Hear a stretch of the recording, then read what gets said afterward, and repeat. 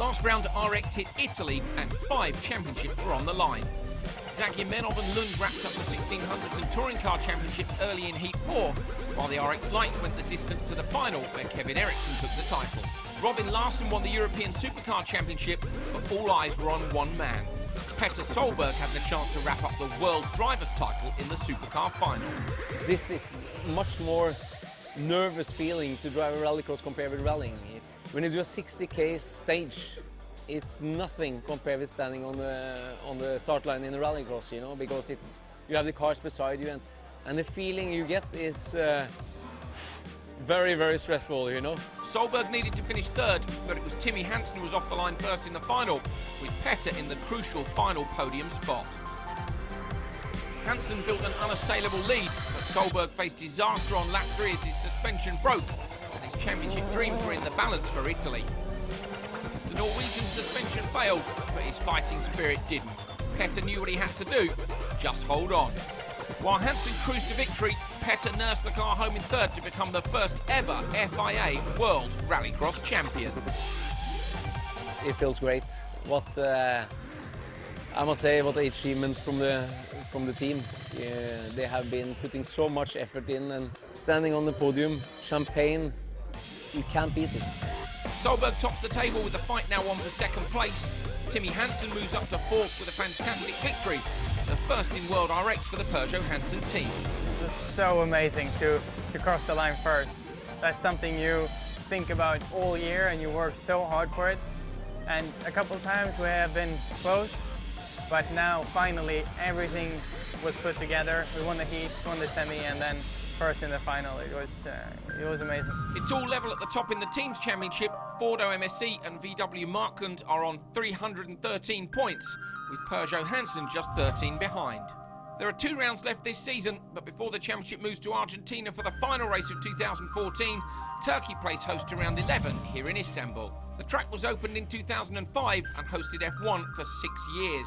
This is the first time Rallycross has raced here, and it's a fresh challenge for everybody in the championship. Coming up, highlights of the action from Heats 1 and 2. We chart Petter's championship year. The action continues in Heat 3. It's the last chance saloon time in Heat 4. We go live for Supercar semi-finals. Full coverage of the RX Lites final and the Supercar final live. Here's the track preview presented by Ion Cameras.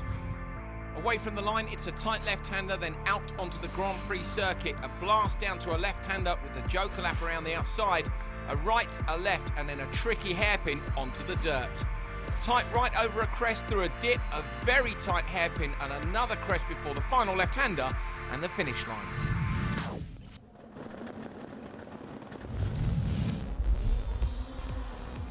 Heat 1 saw the first ever competitive laps of the brand new RX track in Turkey, and the action didn't disappoint. Petter Solberg was his typical sideways self on the slippery gravel infield, and despite Timur Timosyanov proving a tidier style was equally as fast, he couldn't get past the world champion. Fellow Norwegians Henning Solberg and Andreas Bakkerud clashed off the start line, and again further around the lap, with Bakkerud eventually coming out on top. After the Jokers played out, Bakkerud led the race, but behind him, Markland made a mistake and left an opportunity for Henning to make a move. However, the older Solberg ran wide and was repassed immediately. The fastest race of the day saw a bundle into turn 1, which Hansen came out worse from. He kept his head down, put in some quick laps and passed Nitish on the Joker, following the fastest driver from Heat 1, Topi Heikkinen, over the finish line.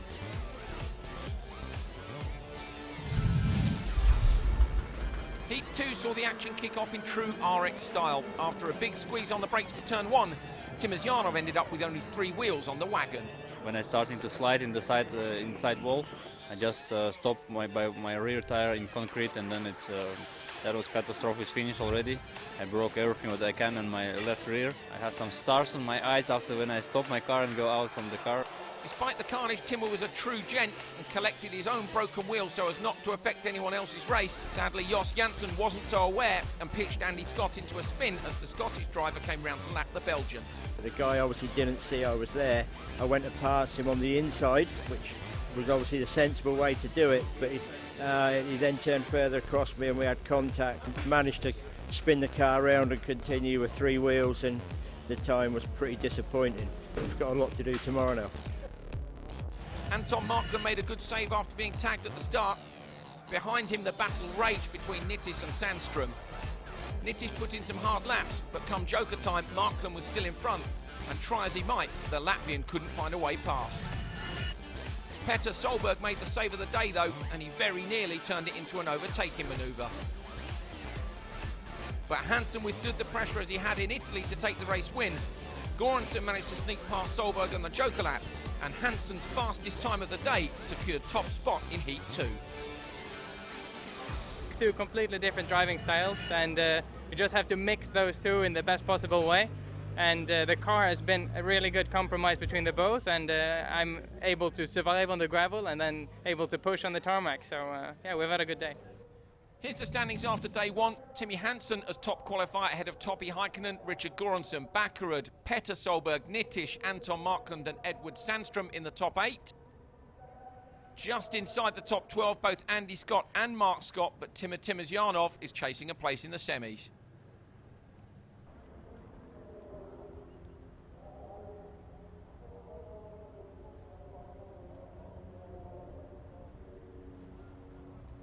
Topi, end of day 1, first 2 heats here in Turkey. First of all, opinion of the circuit. Yeah, the track is really nice. I think it's really fun to drive, and also you can choose your lines, so you can play with the car. So it's really nice for the drivers. And of course, it's really technical. You need to really push to your limit and keep inside in the apex, and you can't do any mistakes. Talking of mistakes, there was one slight mistake which cost you. Talk us through what happened at the start.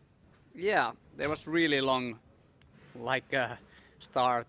I don't know what was the reason. The light doesn't switch its own, so there was like a 10-second flat out. You're having a clutch on, already up, and then it started to really warming, and then it moved a little bit, and that was the reason. Mark, so I haven't seen you here in the paddock before. Talk us through your first 2 heats in this car.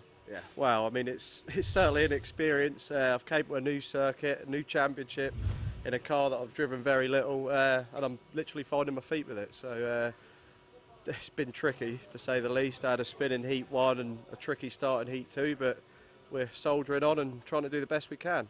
Now, Heat 2 was very, very busy. That was quite a race. Talk us through it from your perspective. There's a bit of damage to the car. What happened?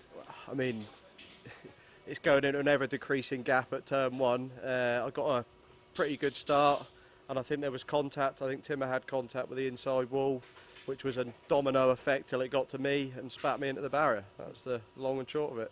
It just looks so busy on the circuit. There's so much going on all the time. Yeah, because you had pulling gear so much, and since the gravel is so slippery, it's a lot of wheel spin, so you have to use the clutch and kick it at sometimes. And at that time you also need to use the handbrake and all the gearing and all the buttons. I have no control on what happens, but it goes automatically. It's like Neymar kicks the ball into the head of the guy in the box, and he every time gets it on his head. It goes automatically. That's great to hear. And is there any particular section of the circuit that you think you've really dialed in, or is it just all happening automatically? Difficult question, really. I think the gravel is it's always a right corner after the left corner. It's a big rhythm thing, and I think everything is in your back with the feeling of the car and the power. It's hilarious how much power these cars have, and yeah, I just have a big laugh when I'm going around the track, especially on the dirt.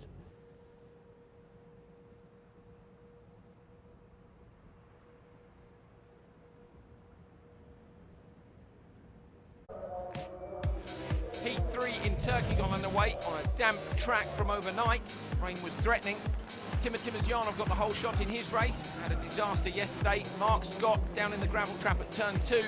Later on, clouted the wall at turn 1. Not going his way, Timur took the win. Andy Scott managed to get a great start, but Derek Tohu was inside him. Those two had a fantastic battle throughout their race, giving respect but pushing each other all the way. Derek held on. Next one is lining up. A full heat race. Really very nearly ready to go. You can hear the cars clunking into gear. Heat 3, race 3, Topi Heikkinen, Henning Solberg, Edward Sandström, Richard Göransson and Reinis Nitish. So thumbs up from the start marshals. Round behind. The last marshal runs clear. Ready to race boards up. Oh, they're creeping on the line. Sandström was lucky there not to get a jump start, but Heikkinen rapid all the way around the outside. Gets the car turned in. Contact between Sandström and Henning Solberg at the back. Didn't manage to see where Nitish and Göransson were. Henning Solberg out onto the dirt on the outside of the track, down into the joker lap. Sandström and Henning have gone in there, but it's Heikkinen who leads this one with a demon start. Yeah, that won it for him there, didn't it? He just got off the line and into that first corner, right round the outside. Great move. And it's Nitish in front of Göransson, so good result from Göransson last time out in Italy. I was actually pleasantly surprised by Göransson's pace, you know, and he's come here and he's rapping again on a very different kind of circuit. Yeah, you know, everybody sort of thought in Italy, you know, first time out, he did a great job, and then again, he's shown it today. So, yeah, he's fitted in very comfortably into that car. Yes, indeed. Races a number of different categories. And I think we'll be looking to race rallycross more in the future. Some fantastic shots here at this wonderful new circuit. You can see it does look a little bit damp, but this morning everything was wet when we arrived at the circuit. It's actually quite cold in Turkey. Everybody brought shorts with them, and we're all wearing hoodies. Yeah, it's been colder than we all expected. Yeah, I don't know if it's just the loose section's a little bit soft there.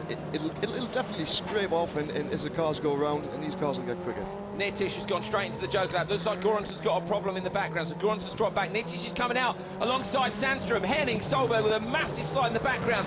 Nitish gets just in front of Sandström. He'll go defensive into the next left-hander. Sandström pitches it in. So blast down now then to the turning in point onto the dirt. Nitish with one locked wheel. Sandström right behind him. Little bit of contact between those two. Sandström's pushing Nitish. Nitish holds on, flicks the car back the other way. Great car control from the Latvian, and he just holds on.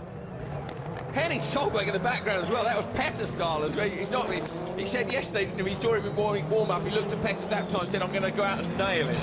It didn't quite happen, but it's wonderful to see brilliant car control from Henning as well as Petter. But this might be playing into Topi's hands. These guys are slowing each other down. Yeah, Topi's pulled quite a gap there now, so I think he should be able to get in and out. Oh, Topi almost in the wall. How close? How close from Topi Heikkinen? There is not another inch of track to be had there. When's he going to joker? Topi has gone into the joker, so we can see from the graphic at the top of the screen, Topi has jokered, and he sorts out in the lead. Yeah, brilliant. Great race. Topi then nicely in the lead. Nitish in second with Sandström behind him. They've got another lap to go. So again, it's come down to whether or not anybody can pass on this circuit. We've seen some close moves. Heikkinen, wonderful control in the VW Markland Polo. Let's not forget that the team's championship is up for grabs here. Two of the main protagonists are in this one. Heikkinen for VW, Nitish for Ford. Or Sandström tries to have a look up the inside again. That's that difference, isn't it, between sideways style and tidy style? Yeah, you know, they're able to get in there, tucked on the curbs, where the ones that are going sideways, although they're making the car wider, it's still a very hard manoeuvre to get past. So you're getting to see both driving styles playing off against each other. Fantastic to watch. They're going to have to do some sort of a block pass. Like if they want to get past someone sideways, you're going to have to stick it up the inside and push the guy wide. Yeah, that's going to be the only way, I think. Nitish with Sandström right behind him. Heikkinen off out in front. Through that long left-hander into the right. There were bollards there yesterday, but rallycross drivers don't take long to remove those, to be honest. Track limits still apply, of course. They have to keep two wheels on the proper part of the circuit, and the rest of it is allowed in a proper rally-style cut. Sandström, again, tight behind Nitish, out of the hairpin onto the dirt, into the right-hander.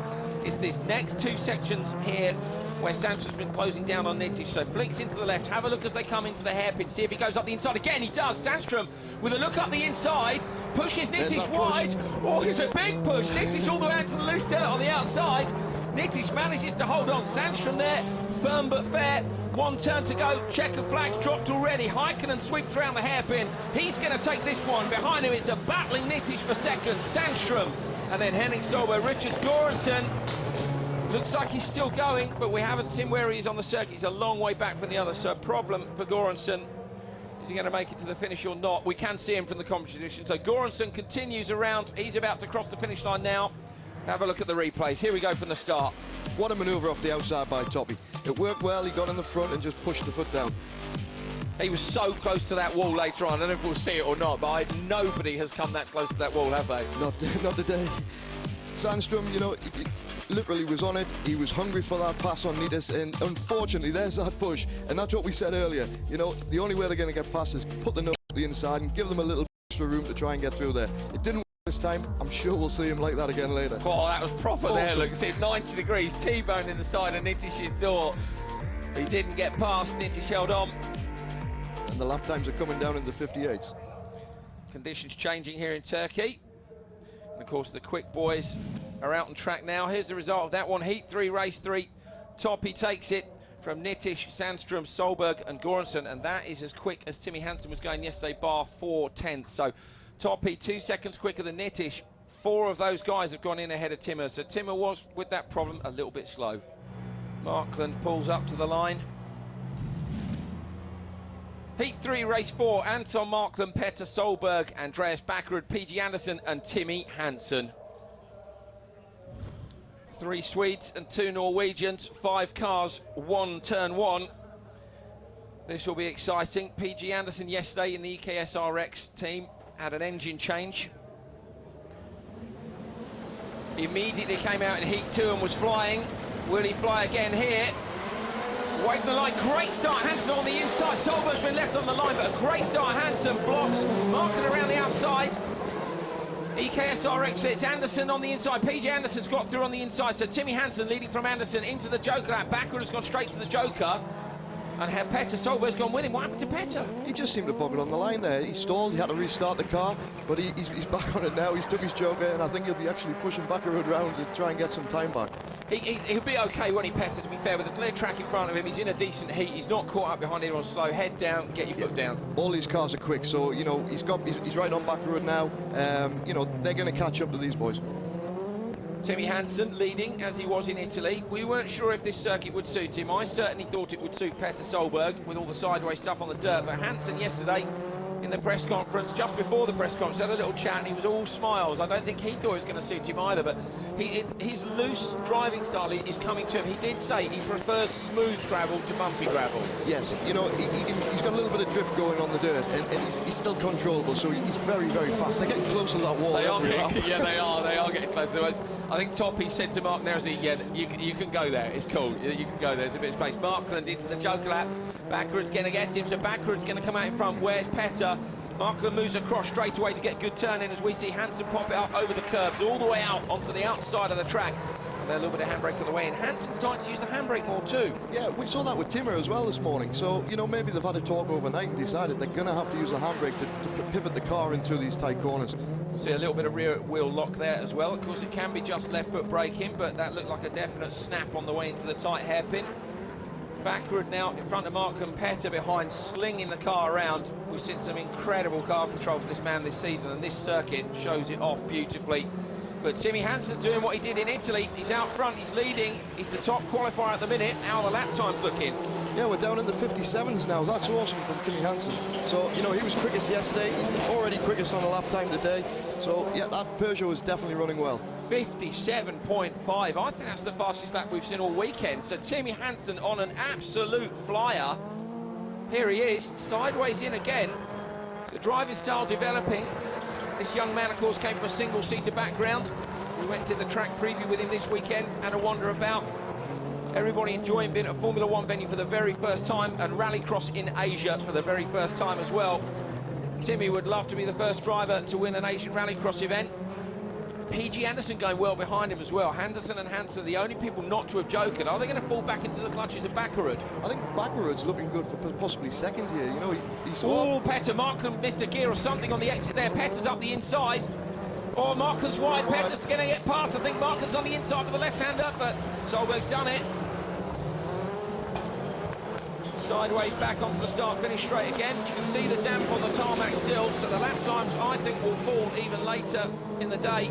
Into the joke lap. Hansen's gone. They've told him to go to lap 404. He has to go. Hansen comes out in front. Backward's going to come out in front of Anderson. PG Anderson takes a wide line into the right-hander. I don't think he's going to be able to pass now, though. Brilliant, brilliant drive by Hansen so far. So he won Heat 2 yesterday. He was third in Heat 1. And nobody else was up there. Massive, massive margin. Yeah, and he's already a second a lap quicker, so today he's looking like he's dominant as well, which is good to see. Backerud did get the second place there at the minute. It doesn't look Yeah. PJ Anderson's not going to be able to get this back, I don't think, in the last few corners. I think the hairpin there is really the last chance, isn't it, where anybody's going to be able to make a pass over the curbs on the inside. Timmy Hansen out front, checker flag's waving already. We can see it from where we are. Hansen's about to see it as he rounds the last corner. He takes the heat race win. Behind him, it's Bakkerud, and then PJ Anderson and Petter Solberg. What a drive to make up that time. Petter with his best lap being a 58.0, so still half a second off Timmy. And finally, Markland over the line. A great drive from the superstars of the World Rallycross Championship. Another heat race win for Hansen. Here's the results of that one. Timmy Hansen from Andreas Bakkerud, PG Anderson, Petter Solberg, Anton Markland. Look at the time from Hansen, 3:58. He's the first person to dip under 4 minutes. He's ahead of Topi Heikkinen in Heat 3. Bakkerud and Anderson slotting in 3rd and 4th place. So Hansen undoubtedly is sitting at the top of the table as we stand. Here's the replay. Petter left on the line. Yeah, that was a shame for him. He definitely stole the car there. But look at Timmy there, just getting a little touch as he went through, but a great start, off into the lead. He's mega, wasn't he? He was absolutely imperious display from him.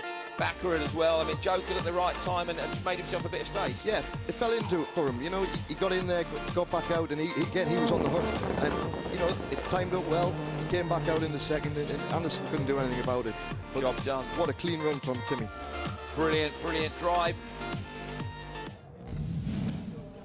Here's how they stand after Heat 3 then. A great performance from Timmy Hansen, sees him with a significant points advantage over Topi in second. Bakkerud, Petter Solberg, Nittish, Sandstrom, Goranson and Markland are your top 8.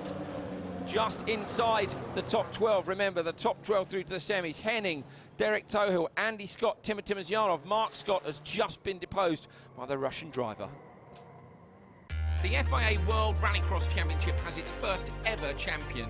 And for Petter Solberg, his championship dream started in Portugal with his first ever victory in World Rallycross. Before I came to Portugal, we were ready. We have a plan, we have a strategy. This is going to be very emotional if he does it. He is going to do it. Solberg wins in Portugal. To take that victory was unbelievable highlight. He's going to have a launch up the inside. Very late on the brakes. That was inevitable. That was always going to happen.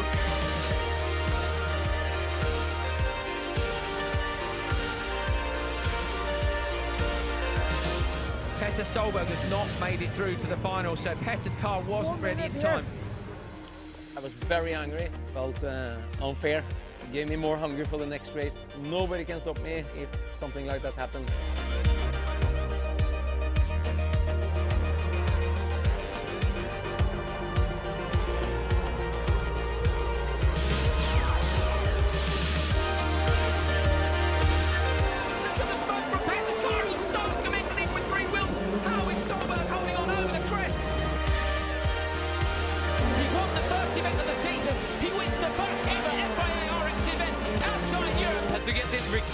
Absolutely fantastic. To be outside Europe and that happening and the atmosphere was incredible. The sunshine went out, you know, fireworks over the finish line and a step closer to a big championship to win, you know. This man, Petter Solberg, does the triple. It's a three-peat for the Norwegian driver. He's determined. He's determined to ruin that route. My son, I've been driving cross-kart this weekend without me, and Perla is there, and he was Swedish champion yesterday, so I can tell you, very happy father and son. It's going to be a race to the line. Who's going to take it? Too close to call. It's Solberg takes it. 100th of a second. Unbelievable. Solberg takes it 100th of a second. Very, very good. Solberg is celebrating. Solberg is celebrating like he's the champion. His team are all over him. They think he's won the championship. We need to see the points. Petter Solberg, the first ever World Rallycross champion. That standing on the podium, champagne, you can't beat it. And it's a dream and goals, pushing limits. That's what we like. We know we're fast enough, you know, that's the thing. Taste of champagne. That's the main thing for everybody.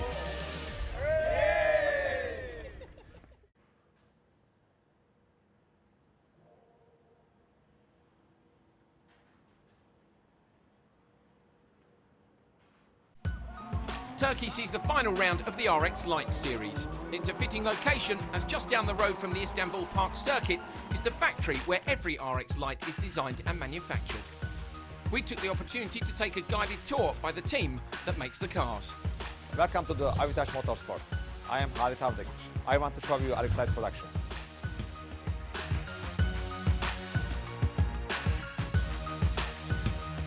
As you can see, we are using CAD software to design the car based on racers' demands, and we are running all the simulations and making all the construction elements one by one.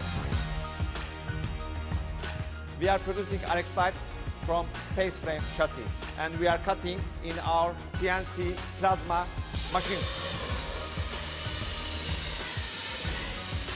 This is the RX Lites space frame chassis. It takes 240 man-hours to complete it. I want to introduce you Kerem. He's a Avitash Motorsport design manager. Kerem, what are you doing now? So here is the place where we manufacture our specifically custom-made exhaust systems. It is completely designed specifically for this car, and all the parts after the design are being welded here together. So all the cars have identical same exhaust built on these jigs, which are custom-made specifically for RX Lites.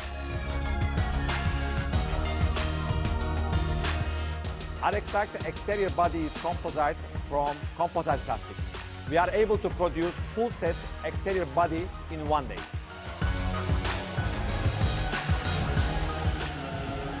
After production of composite parts, we are painting parts in our paint shop. Sanding, primary, and painting.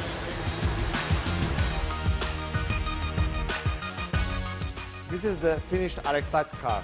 It takes 1,000 man-hours to produce it. We hope Yiğit Timur will win this weekend for Turkey.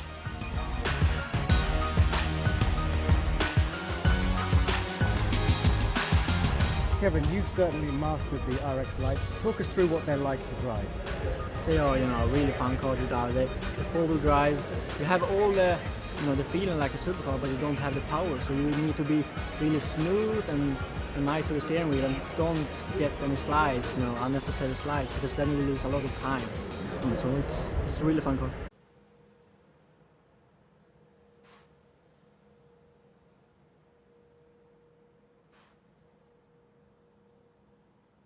Time for Heat 4, last chance saloon for some of these guys. Just pushing Mark Scott back to the start line.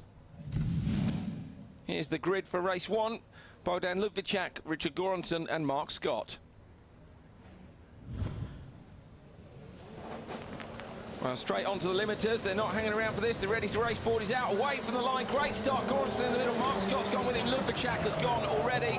Mark Scott follows Göransson into turn 1 and out onto the Grand Prix loop. Going to be a fight between these two. Now, Mark Scott, this is his first time in a supercar. We know him from British Rallycross, David. He's got quite a decent background in the sport. Yeah, Mark's been racing an RX buggy, so he's done one run in a supercar last year, I think it was, in the other car that Albert run. The Peugeot 306, so he's settled in quite well. He's still finding his feet with the car, but you can see there, he's handling it very well indeed. Do you think it's taken him some time to adjust to the weight of the car? Because obviously a buggy is so easy to chuck, to change direction with, and this is something different. We saw him following Hansen yesterday. Yeah, I was talking to him last night about it, and he said, it's taken a bit. Yeah, he's actually done a little chuck in like you would with the buggy there, but he's having to try and flip back to driving a car, and you can see it's come all weekend. He's getting better with it. Well, he's got a chance now to follow Göransson. Göransson with that fantastic result in Italy on the first time out in a supercar. And Mark needs a good result here because currently he's sitting in 13th place just outside the semi-finals. His aim for the weekend is to make the semis. Göransson late on the brakes there. And Mark closing down on the exit, turns the car in.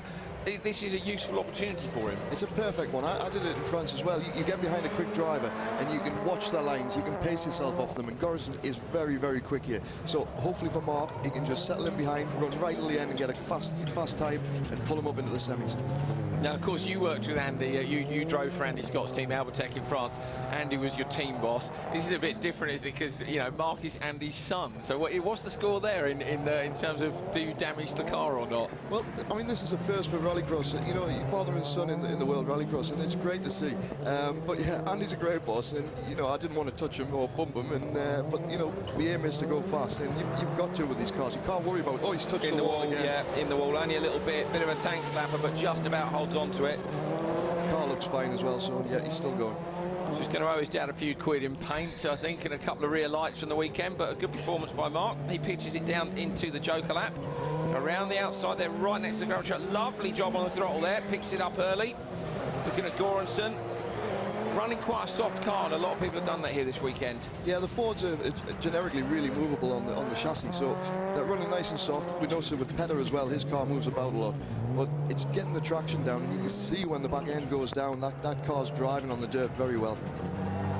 Göransson yet to Joker, everybody else has. This is one of the longest tracks of the season, 1,300 metres. If you watched Italy, which was the last round, that was 1,400 metres, but this one is very, very physical. There's no respite for the car or the driver. Yeah, I think it was Timmy was saying that yesterday. You know, literally that car is constantly moving. I don't think there's actually a moment where it's perfectly straight. Even on the long straight, they're getting themselves ready for the Joker lap or the next left-hand bend. So the car is on the go all the time, and so's the driver. And when we say long straight, that's it. And that's a perfect demonstration of what David Binks was just saying.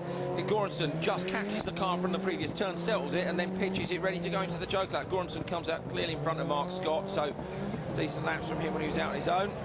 Sitting down low and further back in the car. Great shot through the screen there. You can see just how much input's going in to control the car. Across from the tar onto the dirt, and then through this section. This is real rally stage stuff in here. The road's quite heavily cambered. The black surface you can see is where the surface is rubbered in. We thought it might cut up, and it stood up brilliantly. The track's working very well. You know, that has got a rubber line virtually that the cars are trying to stay on. You see it when they step off it and they get a little bit dust under the tyres, the car moves about a lot more. But if they can stay on the black stuff, it's going really well for them. Göransson's going to take this one. Good job by him. Clear winner. Mark Scott coming through in second. Improved his pace all weekend. We'll have to wait and see whether it's enough for him to make it to the semis. Decent run by Mark. And Lubicak is still somewhere out there on the circuit. He'll be with us shortly, I'm sure. Göransson on the long run back. Here comes Göransson now. Sorry, not Göransson, sorry. Lubicak. Got confused. We were looking at Göransson heading back to the holding area. Lubicak, unfortunately, refused to start in the previous race. He was 25 kilos underweight last night. Here's the replays. Good start from Göransson, and that was really got the job done. Yeah, Mark tucked in behind and got some good laps in, and then took his joke of the lap before the end. But yeah, fantastic show. Look at the cars moving around there. Little mistake from Göransson there, it looked like on the exit of the hairpin. Little twitch, but he got it back straight away as soon as he hit the throttle. Here's the result then of Heat 4, Race 1. Richard Göransson from Mark Scott, Lubicak and Sten Oja, unfortunately a DNS. Heat 4, Race 2 rolls up to the line. Lars Øyvind Enneberg, Jos Janssen, Andy Scott and Derek Tohill. All about that start down towards turn 1. Looking at Enneberg on the outside. Car just moves slightly forward as it clunks into gear. You see the jump start centre right in front of the car. Green light and away, a very even start. Good by Andy Scott. Andy Scott's got this. Tohill pulls in behind him, but pretty much a carbon copy the other way round from their previous battle. Tohill beat him to turn 1. Andy Scott's in front now. Yes, Andy got a great start there. Derek's took the Joker straight away, but they're going to just push on and get a quick times in. That's what they've got to do to get this semi-final today. Jos Janssen right behind Andy Scott. Andy and Jos unfortunately came together yesterday. Jos wasn't watching his mirrors. He'd had a problem and was being lapped by Andy. And he took Andy out, broke the car, and Andy was a little bit upset about that. Rightly so. When you're being lapped, your spotter can give you a shout and say you need to move over. And it didn't happen yesterday. It was on this corner you see right now. But Jos is doing a great job here, keeping up with Andy Scott. In a new focus after that big crash, of course, he had in Germany. Oh, Janssen up the inside of Scott. Don't break it again. Oh, and he pushes Andy Scott sideways. Janssen sideways too. Let's see if he's held on to it. Can't see. Where's Andy Scott? Jos Janssen's got up the inside of him. It was a little bit naughty there, you know. A little bit of a touch is not too bad. But And he's back up the inside again. Oh, and Jos has touched him. And well, so Jos did a little bit too much contact, I think, here. Andy Scott back up the inside of him. Great job by him. Was it Divine Traction out there? Derek Tohill sideways in turn 1, but brilliant driving by Andy. Yeah, Andy's doing great today. Jos to the Joker. Jos has decided he wants a bit of track space. He's gone to the Joker. He's going to come out behind Tohill. Is he going to be alongside Enneberg?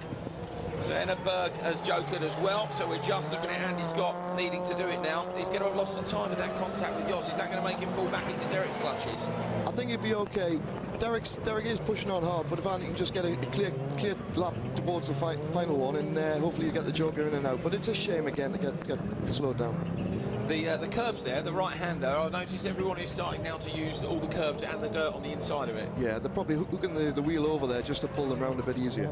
No danger of a puncture on the inside of the curb? It can be, but looking at the track, they're quite a smooth curve. It's not like some of them we see where they're a big lip. Montalegre, yeah. Biggest curbs you've ever seen. Andy Scott comes over the start-finish line again. Naughty boy flag for Jos Janssen, we think.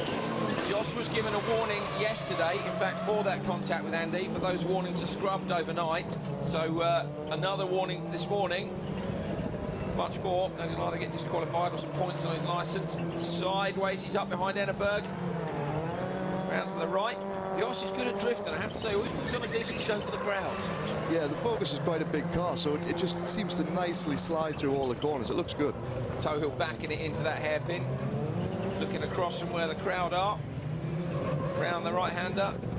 And then down into the dip on the left. So Derek will come into the back of that shot. There he is. So the gap between him and Andy, I think, is close enough that Andy's in danger of coming out in this traffic when he takes the Joker out. What do we reckon the difference is in terms of lap times? We reckon about 3.5 seconds through the Joker lap. So yeah, I think you could probably right there. Andy's not going to quite get out in front of him. Over the line, trying to figure out just how far he's... Well held, well held. That won't help him now, though. So Andy then has to Joker on this lap. Here he goes, crosses over where the AstroTurf was. That was ripped up yesterday by the world drivers on the brakes. He's going to come out behind Derek. So still second place, not so bad, although I have to say, I think if it wasn't for the contact with Jos, I think Andy would have won this one. It would have been a clean heat for him. Will he go and say anything or not? He didn't go and say anything yesterday. I mean, you can go and have a quiet word with the driver, can't you, if you're not happy? You can do, but I think Jos will know where he went wrong. Yeah, and the naughty boy flag, of course, has been held out, so someone's had a word with him already, the FIA stewards. Just 2 turns to go. Andy right up behind Derek. I think he's got the measure of him on pace on this one, but can he get past with just 2 turns to go? Fantastic fight between these two in Heat 3. Dirt flying up round the right-hander, over the crest, into the left. A little bit of handbraking here to get it to turn in if you need it. You can see it from Andy there. Checks the car up mid-corner. On the gas, though, over the line. Tohill takes it from Andy Scott. And then it's Enneberg and Janssen. Great race. Maybe a bit too much contact. Let's see the results of that one.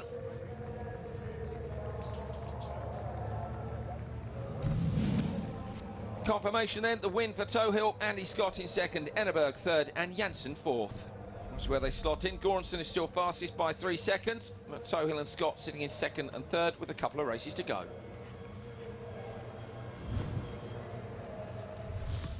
Here's a look away from the start, very even, but Andy just pips it. Yeah, he just gets it to the first corner there, but there's quite a bit of contact, a little pushing and shoving.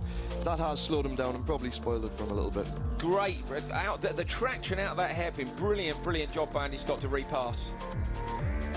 A bit of a mistake in turn 1 we saw. I don't think we're going to see that, but that meant that when he came out the Joker, there it is. That was the mistake, which maybe just cost him a little bit more time, and he slotted into second.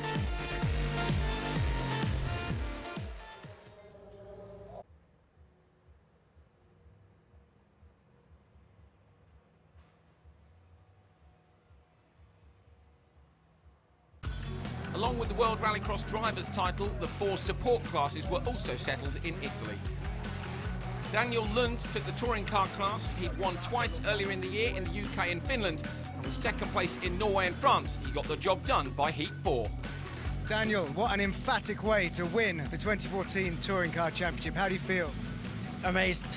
It is absolutely amazing. We have talked about we not take any risks this race and just drive smart, and we have doing that. I'm really thankful to all the whole team and supporters and sponsors. It's fantastic. A great job by the lone Swede in front of all the Norwegians.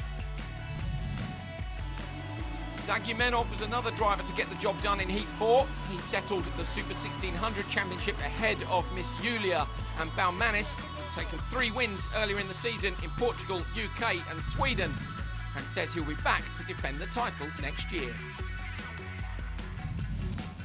The RX Lites had 2 rounds to go in Italy. Kevin Eriksson didn't need the last one in Turkey. He'd taken a win and 2 seconds earlier in the year, and that was enough to beat his closest rival and good friend Kevin Hansen. Eriksson, the champion. Kevin, congratulations, you are the champion. Thank you very much. Oh, I was very, we couldn't, any mistake in the final and you will have been, passed directly. So it was a really nice feeling to cross the finish line a second. I could have, Daniel was really quick. He was, big congratulations on his first win here in the RX Lites. But Kevin was my main competitor, and I needed to be in front of him, and I managed to do that. I had the speed, I think, to win, but now the championship are mine, and now the Supercar in Argentina. With only the points in Turkey remaining, Eriksson cannot be beaten. A second place early in the season saw Robin Larsson secure the European Supercar Championship. It was a torrid mid-season, but he got the job done in Italy. Robin, congratulations, you are champion. How does it feel? It feels great. We've been struggling a lot this weekend, and the nerves have been out of control, and it's been some tough heats, so we've been a long way from the top, but we finished all 4 heats, so it's awesome to be European champion now. Larsson, the champion, hoping to step up to the World Championship next year.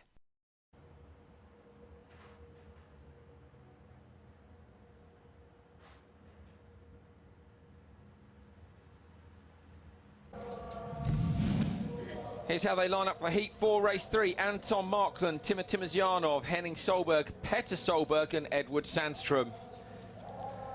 So we've already seen one family fight today. Andy Scott and Mark Scott. Well, yesterday they were in the same heat. Today we've got the 2 Solbergs starting next to each other. I wonder if they'll show each other the same respect the father and son pairing did. We're about to find out. It's a long hold and a bad start. Solberg again, second stall for Solberg. Henning Solberg is heading up towards turn 1. Petter Solberg's only just left the line, but into turn 1 first was Markland in the Polo. Let's see who's going to go and take the Joker. Sandström straight to the Joker lap, and with him Timosyanov. But Petter Solberg, another failed start. It was a long hold as well. It was. They held the cars for quite a while, but that's the second time today that Petter stalled it on the start line. That's not good. He's going to have to fight hard now. He's going to drop right down. He's not going to have a great semi-final start position. No, he's not. And it's unusual for Petter. Petter suffered with this all last year, changed engine suppliers over the winter, has had absolutely incredible starts all the way through the season, but a problem there. Solberg sideways on the gravel section. Markland into the hairpin, and with him, Henning Solberg following. You can hear the turbo wastegate there as they head around the long gravel right-hander, and you see just how much work they have to do. Petter managed to get in front of the other 2, I think, when they've taken their Joker laps, and look at things. Tarmac sections have dried out now, down towards turn 1. Petter Solberg is in 3rd, and he's chasing them down already. What a driver. Yeah, he's going to have to push hard now, because obviously they've done their Joker, so when they slot back in, he's probably going to get back out behind them. Henning comes through, and Petter's alongside him. Henning and Petter into the complex at the far end of the circuit. Flicks it in. Petter has a look up the inside of his brother. Both of them sideways down towards the hairpin now. Late on the brakes, turning in towards the left-hander. Henning pulls handbrake. Petter's alongside him. Petter's alongside him, coming up. He's got the better line in towards the right-hander. Petter, maybe track limits all the way across the curbs. Henning's on the inside now. Petter flicks it back on the other side, down towards the hairpin. We've never seen anything like this in Rallycross. 4 or 5 corners on side by side. Petter Solberg at the inside. Surely he's got it done this time, but no traction. Henning is still in front. These 2 brothers are duking it out big time here. I don't know if you noticed there, Henning just held it a little pause on the corner just to slow Petter down, and then he couldn't get back on the gas, and Henning got away. It was great driving. Very, very clever. Great analysis from David Binks alongside me in the commentary box this weekend. Henning Solberg being clever, brake testing his rather mid-corner. Maybe there'll be words there as well. Petter's behind him. Markland takes the jokeys out in front. I think if Petter hadn't had that, he'd have got in front. But what a drive when you think he was left on the start line standing. Yeah, come back at that and be setting quick times, 59 seconds. It's fantastic. Still got to do his joke. He's going to drop back. It's a shame, but he's got himself right in the thick of the fight here. Oh, is that a little bit of contact with Henning in the background? Again, over the curves on the inside. This time he just leaves one wheel on the track. That's pushing your luck. Look at this, sideways in the infield. Lovely, lovely surface here. Not loose gravel, but it's slippery, and that's what we need, really. The surface has been consistent all weekend, but it provides the contrast between the tarmac and the dirt. Oh, Solberg, sideways. Was he collected there? I think there was a little touch by Sandstrom there going at the corner, but he held it as he does. The car's always sideways anyway, so he just put a little bit more log on and got back on it. But what a close section, and unfortunately, Petter's going to drop out here. Oh, Simon's again. So did he have a problem there? Has something broken? That was unusually wide. Petter's now got to joke up. Into the joker up he goes. So that failed start's cost him big time. He's still going to make it surely through to the semi-finals. Where was he? He was sitting in fourth place. Sitting in fourth place, so he'll make it through, but it'll be a bad start grid slot. Markland out front has been left untroubled, really. Half a lap to go. On board with Markland now. And we'll get an idea here of the amount of work that goes into driving these cars. Look at that, he's got the hand just permanently on the handbrake. Yeah, through the loose section, he's probably just one hand on the wheel, one on the handbrake, and just using the throttle and brake pedal in the middle of it just to keep that car balanced and moving, and it's just beautiful to watch him. Great, great onboards. Round to the left, Markland's going to take it. Henning is right behind him. Here they come up towards the line. Markland from Henning. Third place falls to Sandstrom. Timazyanov, and then Solberg. So Solberg just on the back of that train, despite the fact he had that failed start, so he's lost some time. Markland with a 4 minutes, 0.8. On board with him now as he heads around. Finally, a chance to take a breath and relax. There's confirmation of the result. Markland takes it from Henning, Solberg, Edward Sandstrom, Timazyanov, and Petter Solberg. There are into the heat positions. So nobody's gone as fast as Timmy Hansen went in the last heat. He got down to a 3:58, but that was a very fast heat indeed. And with those problems, Petter's still 6th. Look at some of the highlights from that one. Yeah, great start from Markland. I think it helped him, you know, the fact that the two Solberg brothers were fighting it out. It let him get a bit of a run on it, and he got his joker in and out. Perfect, no problem at all. But Henning, you know, similar car control to Petter, but Petter's still always a little bit more sideways. Lovely onboard there with Mark. Look at him banging the gears down through the box. Side by side for many corners, the two Solberg brothers. This was an almost a half spin in turn one, and Sandstrom did well to avoid Petter there as well. But Markland takes it. Neil Cole is with Markland right now. Anton has a good race win and a good time. It looks busy out there. Yeah, I mean, it's a bit slippery on the gravel, so I'm struggling a bit. I really like the conditions, but it's really hard to get those last 10s out of the laps, and it's so easy to do mistakes as I was doing on the first lap, and I thought that if I'm now going out and do a really good second lap, I take the joker and I hopefully out first again, and I was making a close to perfect lap on the second one and dived into the joker on third lap and was out in the lead, so it was really good, and I think I'm fastest so far, so it's just to go to the pits now and see that the others aren't doing so well.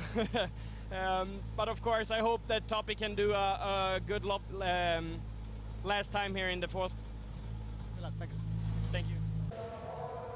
This man was the fastest in Heat 3. He's been the fastest most of the weekend. He won 3 heats in France. Look at him firing himself up. Come on, Timmy. He got the job properly done in Italy. Here he is on the inside. Timmy Hansen alongside him, Toppy, Andreas Backward, PG Anderson and Rainis Nitish. Hansen on the inside will have to break more than some of the drivers further out. Andreas Backward, late on the belts and late to get the anti-lag saw. You see him pump the throttle pedal, builds the boost up away from the line, really even start. Backward's got it in the middle of the field.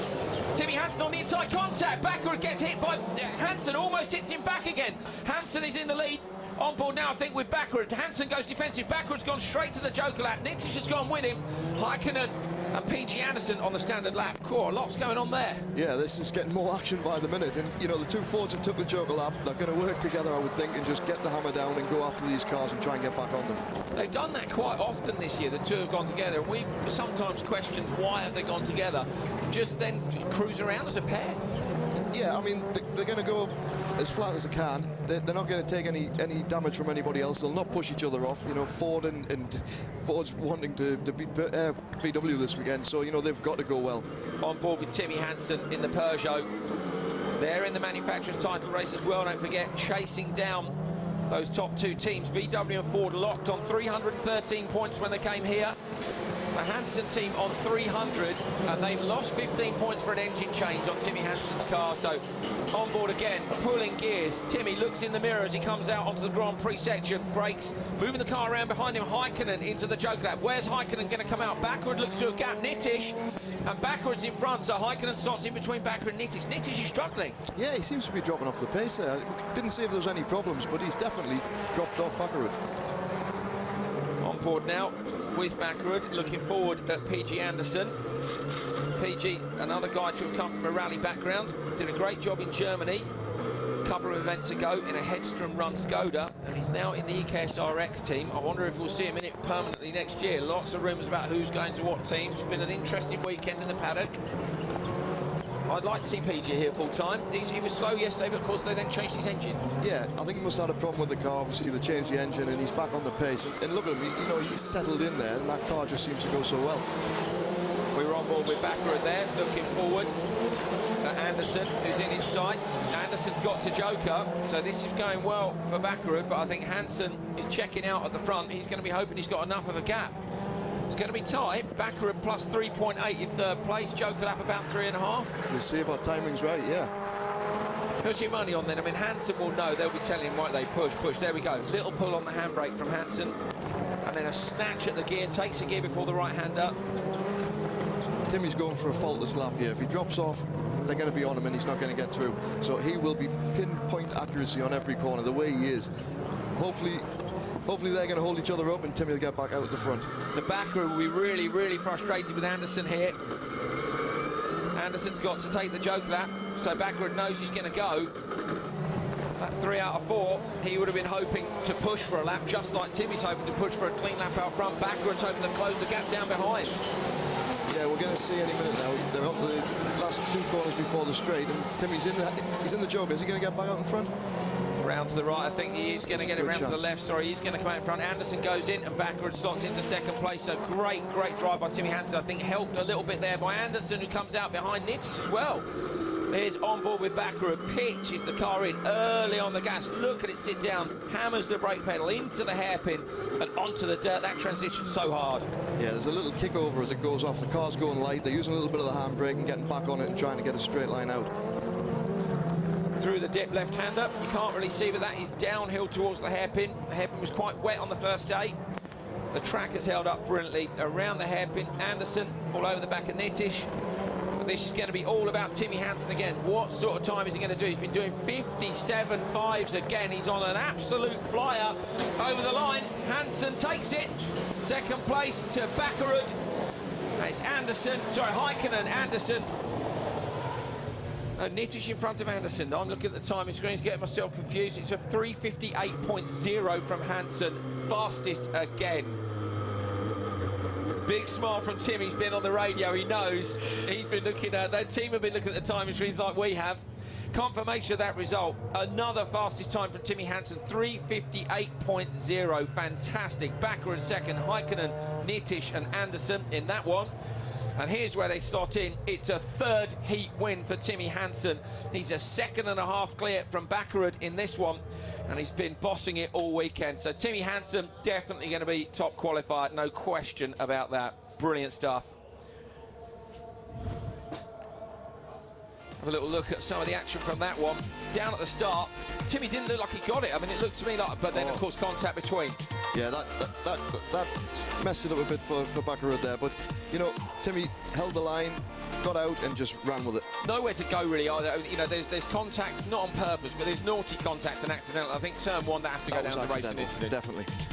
Brilliant, brilliant performance. Hansen's just getting stronger and stronger. This is a circuit that shouldn't have suited him, and yet the car's great, he's great, and we can have a chat with him right now. Neil Cole has got him. What a superb time, and all the time on the handbrake as well, using it more than ever before. Yeah, this track seems to really suit me. I didn't think so before we came here, but you know, the car is absolutely perfect on the gravel, and it follows whatever I do in the tarmac, so it just makes my job a lot easier. Well, you can see in his eyes just how happy Timmy Hansen is. It's a brilliant performance, and it sees him sit on top of the standings after qualifying is finished. Heikkinen second, Backerud, Markland, Nittish, Sandstrom, Petter Solberg, Henning Solberg, Göransson, Tohill, Timazyanov, and Andy Scott just makes the cut. PG Anderson, despite some decent driving, that engine change cost him yesterday.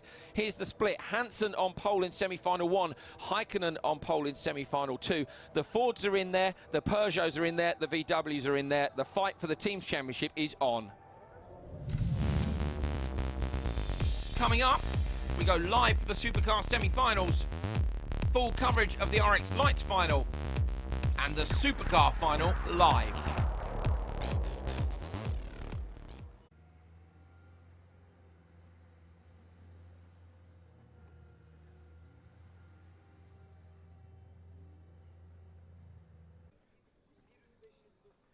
So mixed family fortunes here in the Albertech garage. First of all, well done, Andy. You're through to the semi-final. Must feel good. Yeah, I don't know, but I think it's the 6th or 7th semi this year, so I'm pleased with that.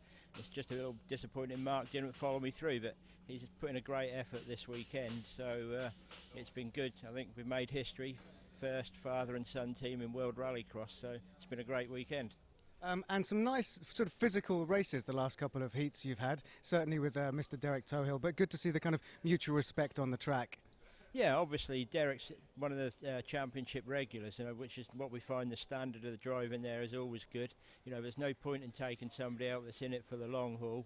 And we both felt that we could progress to the semi-final, so it wasn't, you know, it wasn't a life or death situation. So no, good respect shown from Derek, and hopefully appreciates the same from me. And so, what's the plan in the semi? Have you got any tricks up your sleeve in this circuit? What's it like to drive? I can't promise to be as gentlemanly in the semi because I've got a real need to go to the final. I mean, obviously a tough job from the back of the grid, but I mean, Derek will be on the same mission. You know, both of us will be, you know, there's 3 places up for grabs, and just got to give it 110% right off the start. Okay, all the best. Let's go and have a word with Mark over here. So Mark, just spoken to your dad, who did make it through to the semi, but unfortunately you didn't. Talk us through what happened and how you're feeling. Oh, I mean, it was got a little bit too late for finding my feet with it. Had a great run in the 4th heat. Felt I had good pace. Followed Göransson for a lap and a half maybe, and I started to fall off him. But no, I felt like I'd actually got together with the car and the circuit. But yeah, it wasn't enough, and we finished 14th, and that was the end of it. That's pretty impressive, and obviously making history as the first father and son team. What's it like having your dad as a team boss? It's not so bad. It pays the bills anyway. Yeah. And are you proud of him? He's done a good job. Absolutely. I don't think it could be underestimated. I mean, this is probably the most technical circuit we've been on this year. You know, this is not just jump in the car, press the pedals and hang on. I mean, you really have to drive every corner here, and you shouldn't underestimate what Mark's achieved. I mean, he's had no time in the car at all. Come here in amongst, you know, the best rallycross drivers in the world, and to just miss the cut to the semi-finals, I think is a great achievement. Yeah, it's a great achievement. Well, we'll get to watch you in the semi, and you'll get to see you again sometime, I hope. I hope so. Okay. Thanks very much. Thanks a lot. Thanks, lads. Thank you.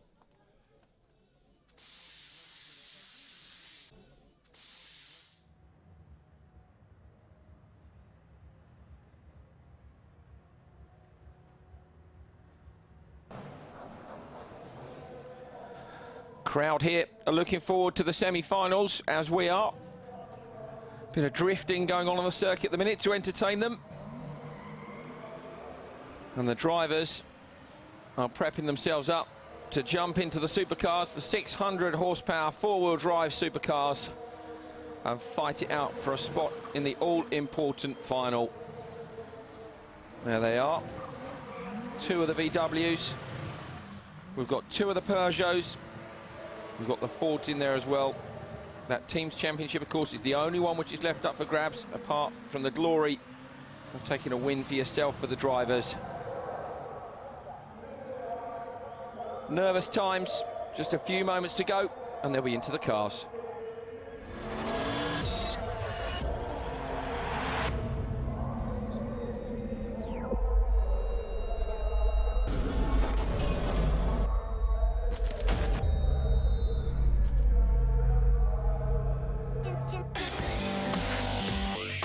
Champions. If you were at Franciacorta last time out, you'd have seen 5 of them. The drama went down to the final race of the day. Timmy Hansen was on target to take a perfect score from the weekend, and championship leader Petter Solberg knew a podium finish would see him crowned the first ever FIA World Rallycross champion. Lady Luck was on Solberg's side. Championship rivals Reinis Nikisch and Topi Heikkinen had bowed out of the semi-final stage, leaving the door open for Petter to make his final move on the championship title. The pressure was on. This is much more nervous feeling to drive a rallycross compared with rallying. When you do a 60k stage, it's nothing compared with standing on the start line in the rallycross, you know, because you have the cars beside you, and the feeling you get is very, very stressful, you know. Hansen maintained his form in the final, took the lead with teammate Timmy following.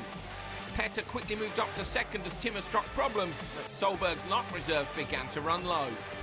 Disaster struck on the jump. As the Norwegian landed, his rear right suspension gave up, but Solberg has never thrown in the towel, and he wasn't about to start now. Well, I had it on the radio, you know, take care, you know, no problem, the cars behind you have been destroyed, but still, when you are in this situation, you didn't listen properly to what they said, and you were still going and trying to not to, you know, try to keep a quite high speed, you know. Meanwhile, Hansen was strutting his stuff in the lead, while his teammates' race was going from bad to worse. Hansen showed his class to take his and the Peugeot Hansen team's first ever victory in World RX, and boy, how they celebrated. Solberg lay third and just needed to nurse the car home for the championship. When he eventually crossed the line, he became the first ever FIA World Rallycross champion and the first double-discipline FIA World champion. It feels great. What I must say, what the achievement from the team. They have been putting so much effort in, and to give me more time on my car than they have done with their wives and kids. That is proper motivation, and the dream comes true. You know? Solberg is top and staying there, but with 60 points left to claim, the battle for second is on. Timmy Hansen's Italy victory sees him move up to 4th, and done in style with a perfect 30 points for the weekend. It was so amazing to cross the line first. That's something you think about all year, and you work so hard for it. And a couple of times we have been close, but now finally everything was put together. We won the heats, won the semi, and then first in the final. It was amazing. It's tight at the top in the Teams Championship. Amazingly, Ford MSE and VW Markland are level after 10 rounds on 313, with Peugeot Hansen just 13 points behind. It's worth noting Peugeot Hansen would be top were it not for their 15-point engine change penalty after Germany, a remarkable comeback from a team who struggled earlier in the season. As a team, it's just marvelous. We had worked so hard for reaching this position. We were late to start, we had struggled, we came up a bit, we fall down again, and we had a big fight all year.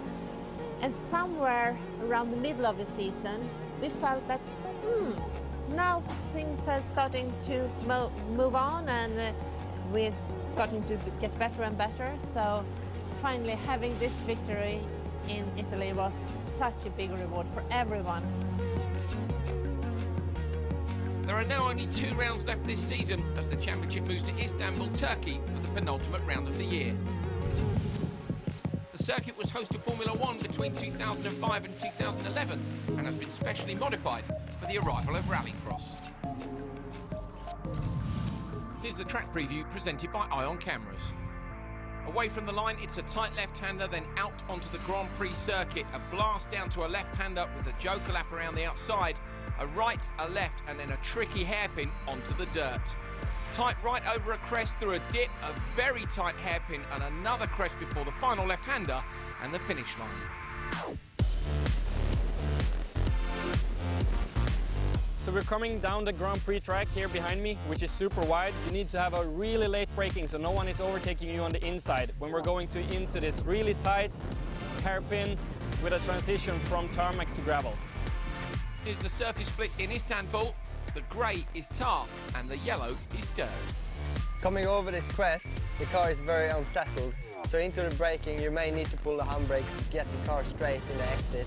You need to get this perfect because the finishing line is just around the corner.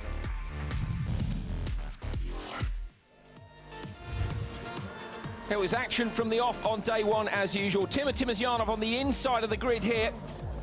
Got clattered, unfortunately, into the wall. You can see the result. The wheel was off. Timur was a gentleman and removed it from the track. Peter Solberg, watch this for a save. Tagged from the rear. Almost manages to get up the inside of Hansen. Nearly turns a mistake into a pass. But Hansen was imperious. He was absolutely fantastic. Flying, continued with the form he'd had in Italy. That was yesterday. This was today. Hansen on the inside, where Timizyanov came across yesterday. Back came across the front. Hansen had nowhere to go. He flew again. He won Heat 3. He won Heat 4. Hansen is your top qualifier. It was an absolutely brilliant job by him. Here are the points as they stand at this point. Hansen on top, then it's Heikkinen, Bakkerud, Markland, Nittish, Sandström, Petter and Henning Solberg together. Göransson, Tohill, Timizyanov is in, Andy Scott is just in. P.G. Anderson unfortunately misses out thanks to an engine change yesterday. That's the way the semi-final split. Timmy Hansen is on pole in semi-final number 1, Topi Heikkinen in semi-final number 2, and all those teams are there and ready to fight it out.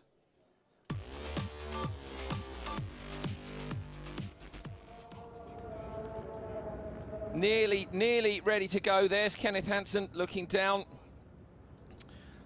Let's see what we've got coming up for you in the next hour.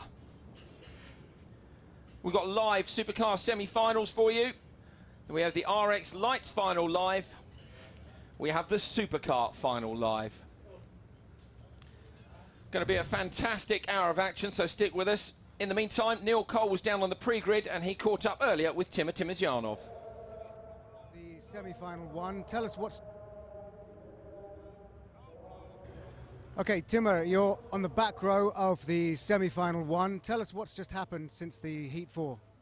Yeah, we need to change the engine because we have some troubles. Yesterday we were not finished in the second heat when I crashed in my car, and even we don't know when we're starting into today morning the practice when I have some troubles with the engine. We thought that it's some plugs or something. Change it after the warm-up. Go to the third heat, and still the trouble is there, and the engine is starting to die, and in the end we need to run for the fourth heat because we need to try to be in the semi-final, and we are lucky that we are in the 11th position with this big problem, and now we change the engine. Hope that it will run good, and we will fight now. We'll try to fight with the good guys and in the semi-final to be in the final. We need to be on top 3, and we can catch the guys. Good luck. Thank you.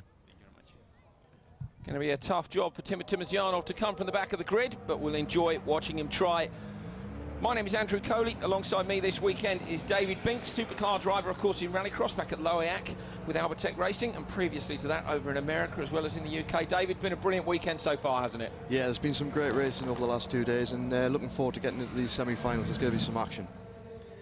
Semi-final number 1, here's how they line up. Timmy Hansen on pole with Andreas Bakkerud alongside him.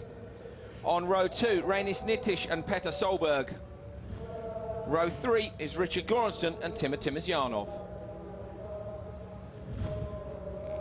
All 3 of the MSC Fords are in here. The important one for the team's championship, of course, are Bakkerud and Nittish. On the front row, we've got Hansen for Peugeot, and on the back row, Timizyanov. They're ready to go already. The cars off the line together. Great start by Bakkerud. He's equal to Hansen down towards turn 1. Hansen, though, manages to push him wide. Trying to come around the outside is Solberg, but it's Hansen who leads. On board now with Bakkerud heading down. Solberg again, looks like contact in the background. I think it's Nittish who's behind him. Göransson goes to the choke lap. Timizyanov's gone with him. Timizyanov is all over the back of him. Solberg sideways, Nitish up behind him. Hansen, though, great start out in front. He's away. Once again there, Andrew, he's got a great start. He's off in the lead. You know, it's going to take someone to catch him. Brilliant job he's done so far this weekend. Andreas Backer, apparently after the race, the previous race was a little bit cross, was waving at Timmy out the window, but really I don't think that contact was avoidable, and they managed to avoid contact this time. Yeah, Timmy was against the wall. There was nowhere for him to go, really, was there? On board with Timmy Hansen now. He goes through the left-hander on the gravel. Look how small his inputs are. If you contrast that with someone like Petter Solberg, if you've been watching all season, you know how sideways and how much input he puts into the car. Hansen leads after lap 1. Behind him, Timoziano, Backer, Solberg, and Nitish. Timoziano is at the very back. So we've got a Peugeot Hansen at the front and a Peugeot Hansen at the back. Your graphic at the top tells you who's jokered. At the bottom of your screen, Petter Solberg has just slipped down the side of that area and goes around the joker. Where's he going to come in? Timoziano runs out the back of Göransson. Didn't see where Solberg came in, but Backer and Hansen out front. What's the tactics here, David? Yeah, well, Timmy's going to go for the run to the end there. You know, Backerwood's probably going to chase him, maybe taking on the lap before the last one. You know, Solberg's just dived in. He's in mid-traffic. He's got back out. He's going to be hunting down. You just don't know where this could end. Hansen into that tight hairpin. A little nip on the handbrake to turn it in smoothly into the right-hander here. Fantastic service here in Turkey. You can see it's dirt, it's rubbered in a little bit, it's nice and slippery, so it gives us that contrast we're looking for between the two grip levels, the tarmac and the dirt. There is Kenneth Hansen on the radio, so what's he saying to Timmy? Timmy's under pressure. Backwood has suddenly closed the gap down onto Timmy Hansen. Nitish is running on his own down the end of the straight. Neither of them jokers. So Backwood looking a little bit nearer over the finish line. Yeah, Backwood's getting a little bit out of shape there. I don't know if his tyres are pushing hard, but, you know, the last two corners there, he's gone a little bit wider with the back of the car. There, he's out again. But Hansen's got to push hard now. He's got to go right to that last lap. On board, little nip on the handbrake, down 3 gears. You can see just out the side when you can see Backwood behind him. 3 gears then before he takes the right-hander. Side racing there. Backwood is still with him. Okay, so what do you do, David? Do you take a joker now? If Backwood now, to me, is clearly up the back of Hansen, does he joker and get space, or does he keep piling the pressure on? The other cars are already caught up with him, so, you know, Solberg's there. If Timmy jokers now, he's going to be behind Solberg. He's got to push, and he's got to keep pushing at the end, I would say. And Backwood, too. I mean, surely Backwood needs to free himself, but then he's in danger of dropping straight back anyway. This is a tough one to call. Very tough indeed. You couldn't have a better man to call it, though, than Kenneth Hansen. The most successful rallycross driver ever. We'd love to see him do a World Rallycross event in future. They've got that third car now. Into the joker lap goes Backwood around the outside. Nitish has gone with him. Backwood and Nitish. Petter Solberg on the inside. Backwood manages to come back out. Solberg's in third. Nitish drops down to fourth. Great move by them. That means if Hansen goes now, he could come out in front as well, but will Solberg be in front of him? It's going to be tough. Backwood's done a great thing there. He's got himself freed up from traffic. He was getting held up a bit by Timmy. He's now in it. He can run. It's up to Timmy now to keep his foot down and get out in front. So Timmy Hansen, is he going to wait? He's on lap 4 out of 6, or does he go now? If they're closing the gap down, surely it's best to say go now, Timmy. Yeah, he did this in Italy as well. You know, he got in and out long before the end, and it, down to Kenneth in a good spot and good tactics, but they got there. That's Backwood around the left-hander.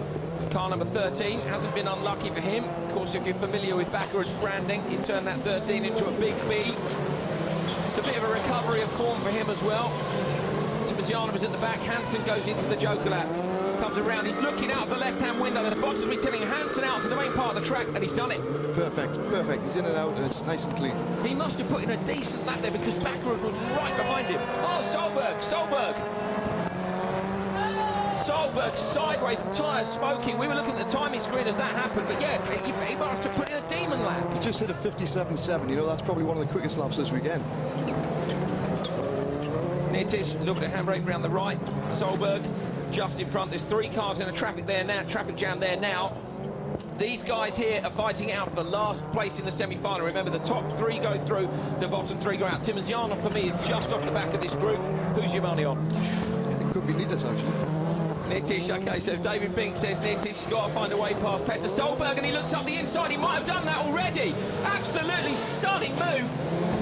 Well, I think David Binks must have a crystal ball up here in the commentary box. Nitish, as soon as he said it's gone through, but now Solberg's gone back on the inside, into the wall in the background. Broken suspension for Göransson. Solberg's got back past Nitish. Göransson's tapped the wall. This is the fight between these two. These two guys, one of them goes through, one of them goes out. In the background, we know Göransson's broken the car. We know Timmy is struggling. Look at Nitish, comes wide, comes tight. He's trying to find a way past two passes in two corners. He's got half a lap to go. Can he do it? Let's hope so. He did it on the last corner. Nitish did it on that last corner where Solberg comes in sideways. We need to see if he's going to try and make the same attempt at the front. Hansen with Baccarat behind him. That gap's pretty static. Those two guys coming round for the checker flag. Up and over the curbs, on board with Baccarat now.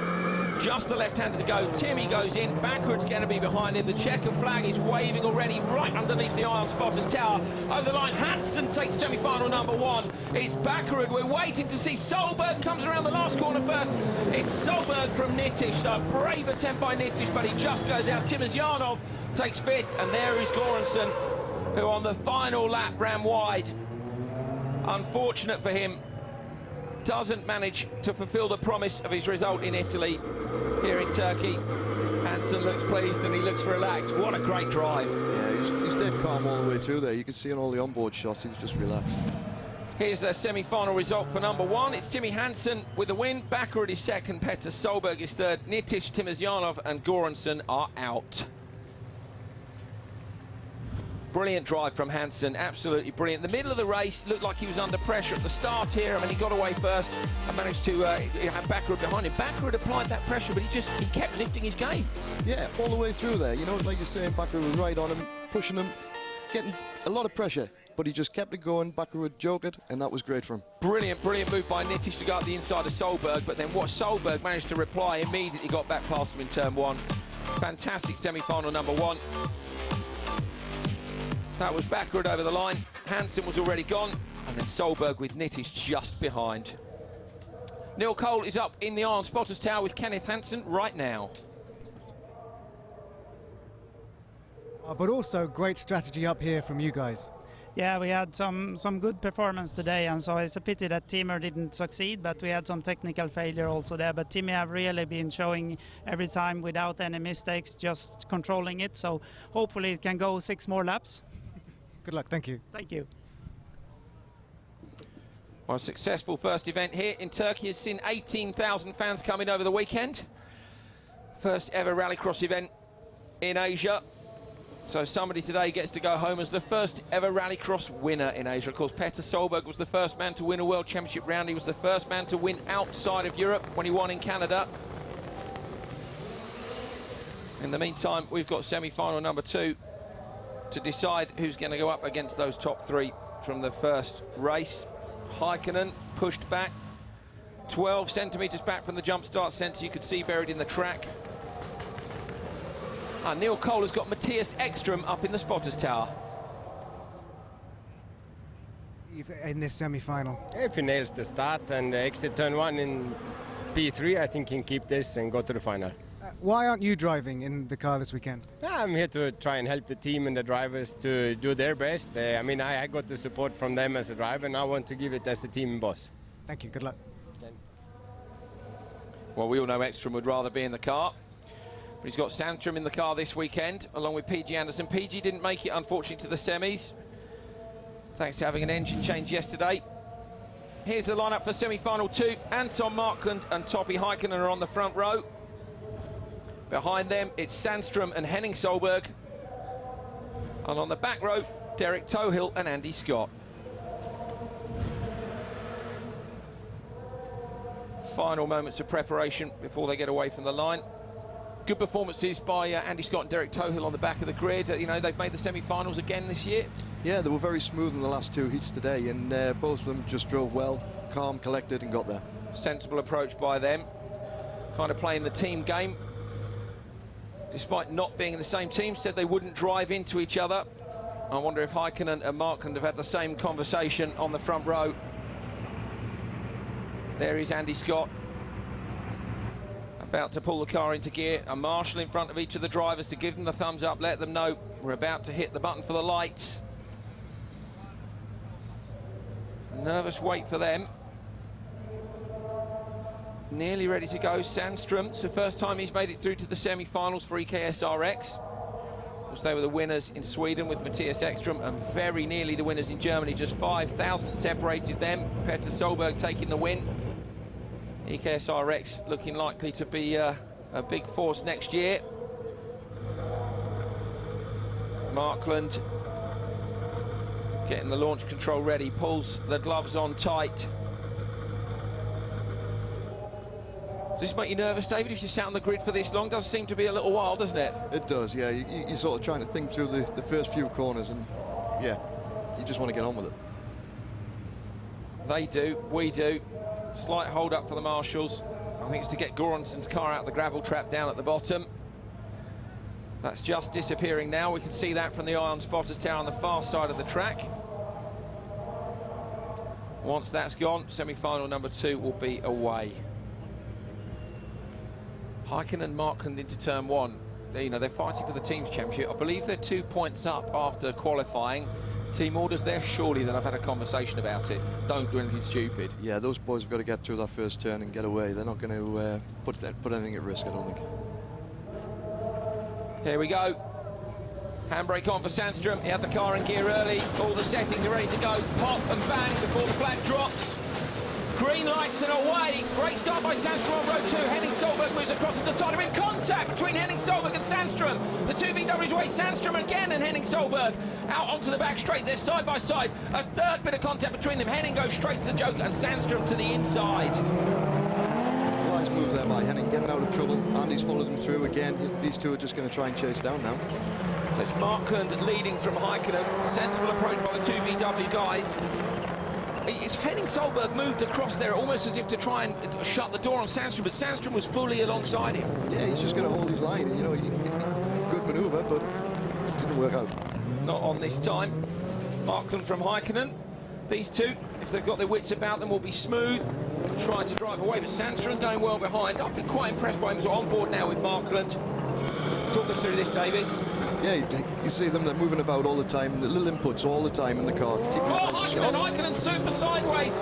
Just manages to hold on to it. Just manages to hold on. We saw Petter with a problem in the middle of a hairpin yesterday. That was a technical fault. And then Heikkinen closes right down on Markland as they disappear out through turn 2. On the brakes down at the end. Heikkinen will be desperate maybe to come past. It looks to me like he might have a little bit more pace. What are you doing? It's your teammate in front. Yeah. Toppy is looking quicker there, isn't he, than Anton, but Anton's going wide again there. Heikkinen up the inside, cannot afford to run Markland off the road. These guys are in the team's championship. They're in the hot seat at the minute. They're 2 points clear of Ford after qualifying today. They came here on equal points. Heikkinen with just a little kiss into the back of Markland there. He's letting him know he's there. Can the spotters intervene? Would they say let him go, he's quicker, or does Markland say no chance? You would think they might joker one of the cars shortly here. You know, luckily Sandström hasn't jokered, neither has Tohill. So there's still quite a gap to Scott and Solberg, so they're still okay at the minute. So 2 VWs then continuing with their 1-2 march. One of them surely must joker here to save it. Up on the top there are the guys from Markland Motorsport. People shaking their heads, can't decide what to do. Tohill with Henning Solberg right up behind him. Andy Scott at the back. Oh, somebody ran wide there, and there we go. I think it's Heikkinen's gone straight to the Joker. Heikkinen's going to come back out. Is he going to be alongside or in front of Sandström? Comes out in front of Sandström, and Sandström is yet to joker, so that's a nice move. So who's going to be in line for third place at the minute? We've got Markland leading, who hasn't jokered. Toppy Heikkinen is second and has Sandström and Tohill. They're in third and fourth. Although Henning Solberg has passed Tohill since then, so their timing screen not updated since they last went over the start-finish line. These guys have got a joker to see where they slot out. I think Henning Solberg might be on for this. He's jokered already. Yeah, Henning has, and I noticed Andy Scott there's just caught up with Tohill, who's still the joker too. So Derek Tohill then falling backwards. Henning Solberg right there. Sandström in front of him has to joker, and when he does, he's going to release Henning to possibly take that third spot and go through to the final here around 11 of the FIA World Rallycross Championship. Istanbul Park in Turkey. The first time we've been to a Formula 1 venue, the first time we've been to Asia. Into the joker lap. Markland goes in. Heikkinen on the inside. Markland on the outside. Markland opens the throttle up. He's getting to be very close. He's up the inside. Heikkinen's going to get a better exit. Heikkinen on the gas down. The next one's a left-hander. Markland goes out wide, takes the racing line. Heikkinen will look on the inside of the hairpin if he dares. Not enough time. Great driving by Markland. Fantastic. Very good by both both guys, and now, you know, they've got to be careful. They're both joking, they're both out of the lead. No one can pass them if they just stay 1-2. 2 laps to go, don't do anything stupid. Exactly. Leave it for the final. Leave it for the final, definitely. So TVW's leading, Sandstrom is in third, but at the top of your screen you can see the Joker graphic. If it's orange, it means they haven't jokered, and Sandstrom still has to go and do the Joker lap. 1 Joker lap per race in Rallycross. It's a 6-lap final, 4 laps in the qualifying heats. If you've not been with us all year, then where have you been? It's been fantastic. Sandstrom with Henning Solberg bearing down on him. Henning doesn't have to do anything stupid here either, does he? No, he's got a little bit of a gap to Scott. You know, he's just got to, well, push on, but he's sitting where he is. He should finish third. Sandstrom, when he jokers, will drop back. Oh, Henning Solberg running wide. Maybe he's rooting those tyres. It's a very similar driving style. Damage on the rear of Sandstrom's car. Damage on the rear of Sandstrom's car. Looks like the back axle's gone there. One wheel's pointing to the right. It is, so he's hit the wall somewhere. He's managed to clip something, and he's actually doing okay to hold on where he is. Maybe Henning will have a look. Oh, sideways there.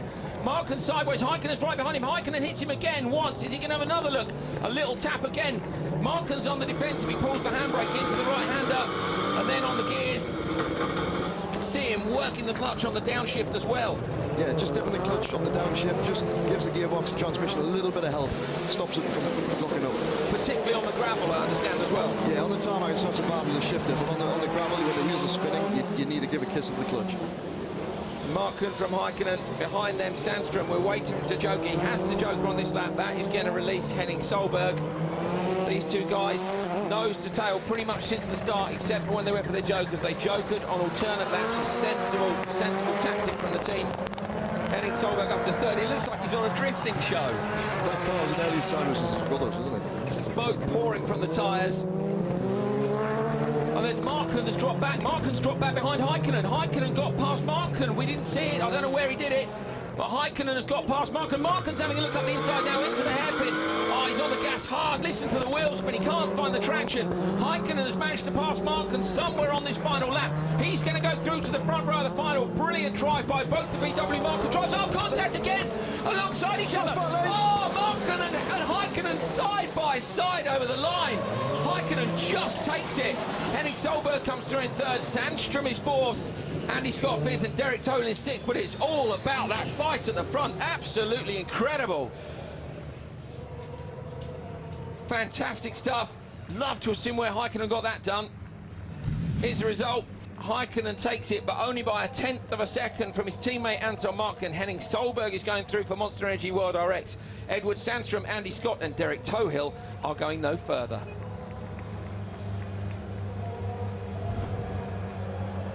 Semi-finals don't disappoint. Here's the highlights of the second one. Good start by Markland. Great start by Anton. Gets out in the lead. Toppy follows him. A little bit of contact between them at the behind. And then just pushed on. Got the job done. And then where Toppy passed him, we don't know. No, brilliant job. I mean, we saw a couple of little moves here and there. And Toppy did look like he had the measure of him in terms of pace. But it is easier, isn't it, to chase than it is to lead. There, around the outside, it looked like.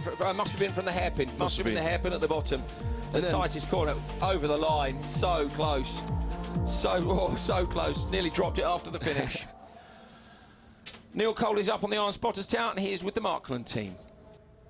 Very entertaining for us to watch a race where teammates battle like that, but not so entertaining for you up here. Yeah, that was, sweating a lot, and I'm like, no. Yeah, of course, both guys are passionate to win.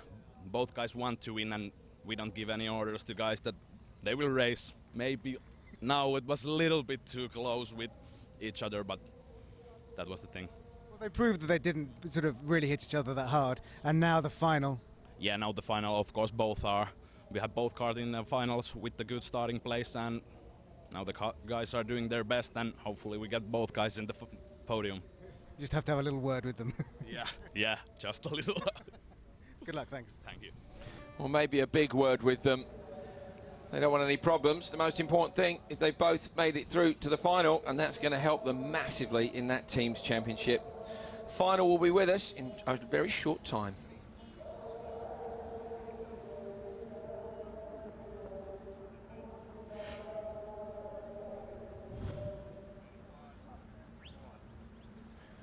RX Lites are up next. the one-make championship. Visited the factory. We can see a look at some of the action from these guys in semi-finals 1 and 2 earlier today. Oh, supercars, sorry, not the lights. Going to look at the supercar action instead. So there we are. This was the first of the semi-finals. Hansen with a good start on the inside. He seems to have made the most of that, starting in the inside position. Other people have struggled with it. Hansen somehow has managed to stay out the wall. Yeah, if you watched over the weekend, you know, he had cars on that could start well from P5 or P1, and Hansen's really nailed P1, and it's worked for him all weekend. Solberg having a great fight. That was Goranson. We saw Toppy come so close, didn't we? Talking to Toppy here, he's away from the line in semi-final number 2. Just ended up behind Mark. But actually, Henning hit Heikkinen as well as Sandstrom, didn't he? Contact there. Turns in. Luckily gets back across. Has to push a bit more just so he doesn't go off into the wall. And quite square contact between them. This was Heikkinen. Listen to the revs as he tries to pull the car straight. We watched that earlier, you know, when they were getting a chance of pass on the dirt and they were given a lot more acceleration. It's still a little bit slippery offline on that circuit. Markin and Heikkinen fought it out all the way through. That was how close it was over the line. Looking forward to seeing them in the final. This is Hansen, and we're on board with Bakkerud looking at him. Bakkerud hounded him for a lot of the race, but Hansen, even when Bakkerud got close to him, Hansen just upped his game and just put in a clean lap when Bakkerud went to the Joker and came out in front. Yeah, Bakkerud was using all the track possible there, bouncing over the curbs and everything to put the pressure onto Timmy, but Timmy just held on and did the job. Superb driving from both these two. The future of rallycross for these youngsters. Good Timmy Hansen. Lovely straight wheels on the exit, gaining the most traction. Yeah, Timmy's pinpoint accuracy all the time, and you look at the wheel movements when he was in car and look at the front tyres there now, he's always got the car going straight. Great onboard action there from Andreas Bakkerud. And a fantastic look around the circuit here. There's you get Timmer, local driver. Very important to the guys at RX Lites, because Avitas Motorsport are the constructors of those little cars. We went and had a look around the factory on Friday night. They can make one of those cars a week. The panels for them in a day. It takes about 1,000 hours just to make one of them. They are all exactly identical. Won't be long and they'll be pulling up to the line for the final.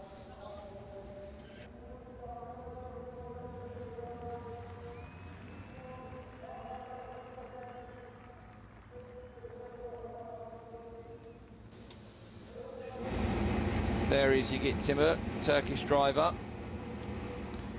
Best performance of the year by far. Sees him on the front row alongside Sebastian Eriksson. Row 2 is Kevin Eriksson and Kevin Hansen, who fought for this championship most of the year, and then Daniel Holton and Yannis Balmanis on the back row. So the crowd will go nuts if Timur can get into turn 1 first. They went nuts every time he overtook anyone all weekend long.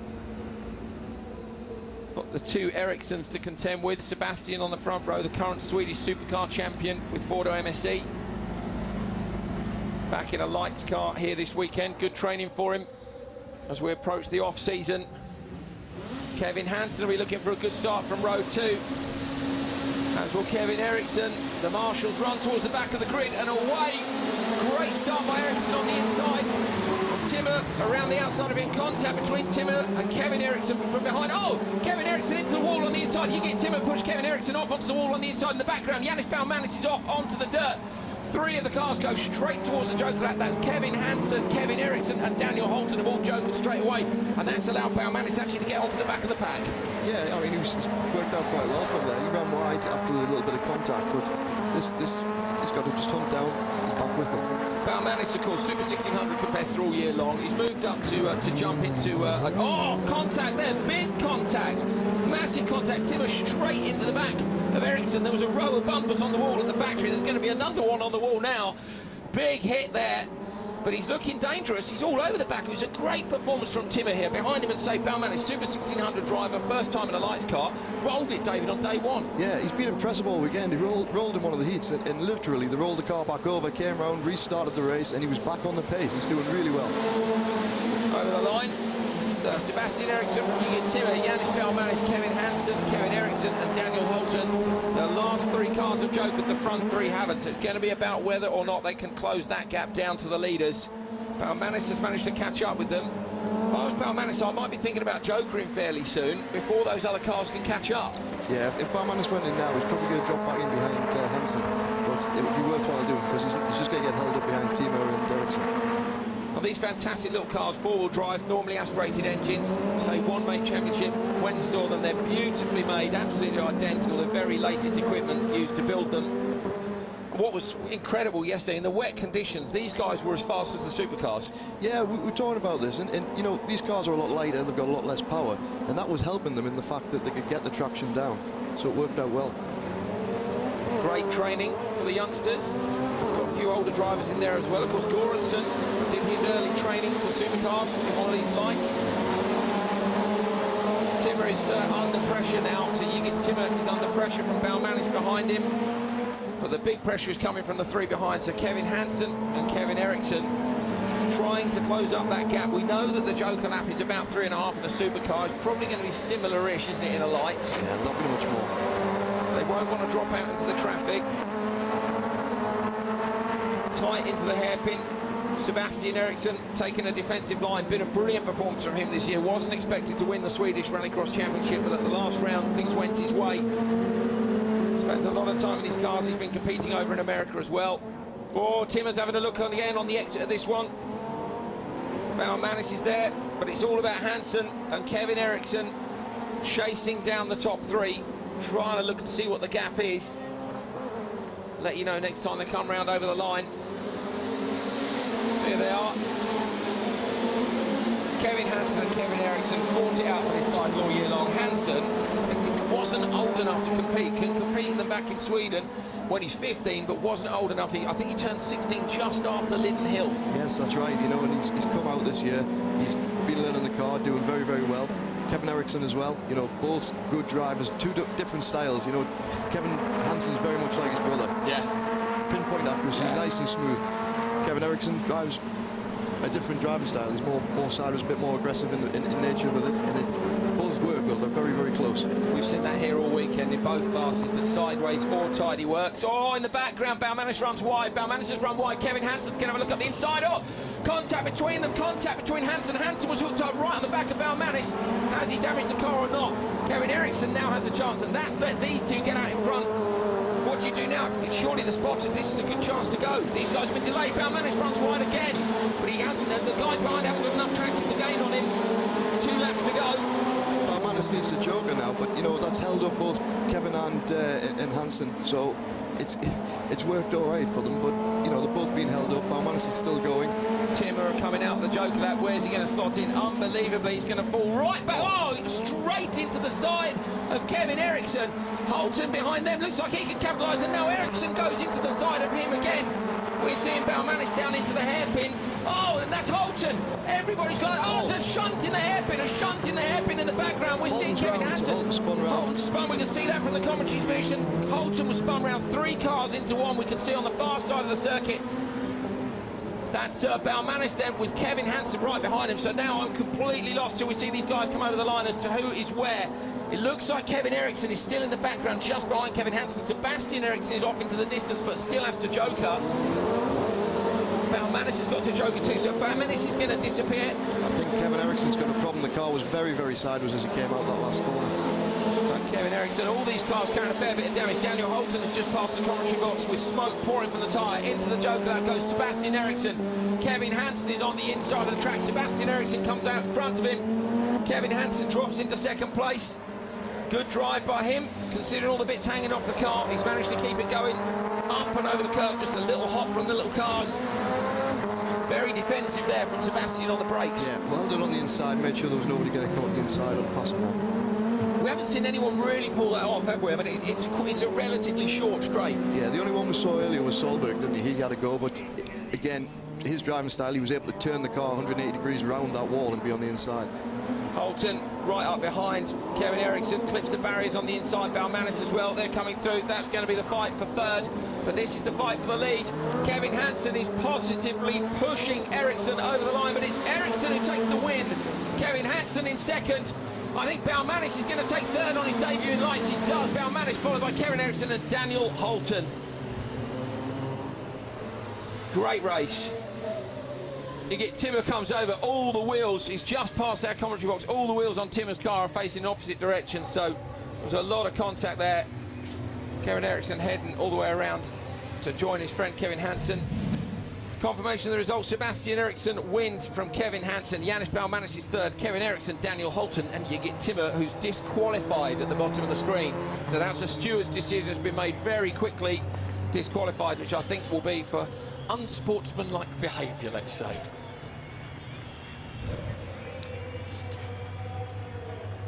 Thumbs up from Baumanis. Looks like he's enjoyed his weekend. Considering he spent the first part of it on his roof, he's had a result to get any weekend, doesn't he, David, really? He has, Andrew. He's done very well. Cars returning now down onto the Grand Prix grid for Formula One. That's their way back into the paddock.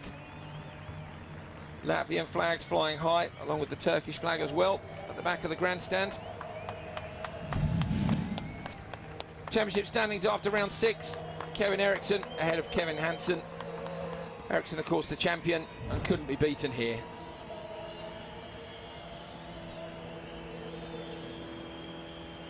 Crowd are going pretty nuts. Obviously enjoyed that race, and they're going particularly mad for Timmer, who's come past. They probably don't know he's been disqualified yet, but either way, he's produced a lot of action for them. Up into that hairpin. Big smiles in the grandstand and big smiles in the commentary box. There's Petter Solberg. Sorry, not Kevin Hansen, Timmy Hansen this time. That's going to be some team, isn't it? When Kevin's old enough to drive a supercar, they've said he's going to spend 3 years in an RX Lite. I mean, he's almost looks ready to drive a supercar already. I know he's not old enough, is he, for World Championship? Yeah, I mean, Hansen, and Hansen, you know, 2 young boys run by their dad. It's going to be a fantastic team at some point. I wonder if they'll do it. You know, and what do you do then? You know, we've seen Andy Scott and Mark Scott in the same team. We've seen, you know, the teammates like, you know, Mark and Heiken, but brothers in the same team with Dad running it. I don't know if I'd be up for that. It could go wrong, couldn't it? I think you might be wise to go and drive for 2 separate teams. On board with Markland, pulling those gloves on again as he did for the semi-final. Hansen rolls up to pole. Is he going to do another 30-point maximum score?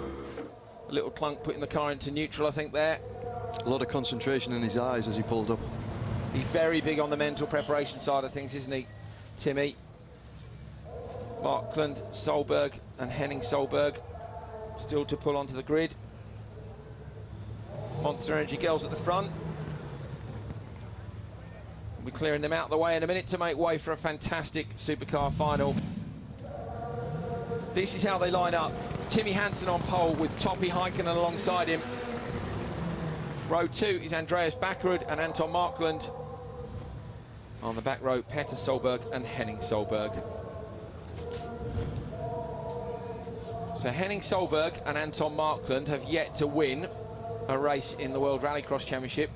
The top 3 on this one, your front row, Hansen, won last time out in Italy. Toppy Heikkinen won in Belgium. Backerud won back in the UK. Solberg has won everywhere. 4 wins so far this season. I tell you, if you can do it from there, he's doing well, but you can't put, you know, you could never say never with Petter Solberg. Unlike the semis, there's going to be a bit more pushing into the first corner, I would feel. Andreas Backerud just wiggling his toes at the bottom of the shot. Here we go. Ready to go. On board with Timmy Hansen. Off the line, it's a great start by Hansen and by Heikkinen. Heikkinen looks like he might be able to get away around the outside. Hansen is into turn 1 first. Petter Solberg was left on the line again. Solberg is down in 6th. His brother Henning is up into 4th. You're on board with Backerud, looking forwards to Hansen. Off to the right goes one of the 2 Markland cars. That's Toppy, it is indeed. So it's Markland, then he's following it. Henning Solberg, who is now in 3rd place. Great start by Timmy. We know what he's got to do. Yeah, he's just going to push. Backerud's right in there as well now. You know, Toppy's took an early joker, get back, and hopefully with all the action that's going to happen in the pre-race, it's going to be able to catch up. That's what we'd be hoping for. Monster Energy Supercharger Award has gone to Timmy Hansen. I think he won it last time as well. Great job by him into turn 1 first, but Backerud with a little bit of contact down into the hairpin. Hansen backs it into the right-hander. He'll be on the gas. Oh, Backerud's alongside him.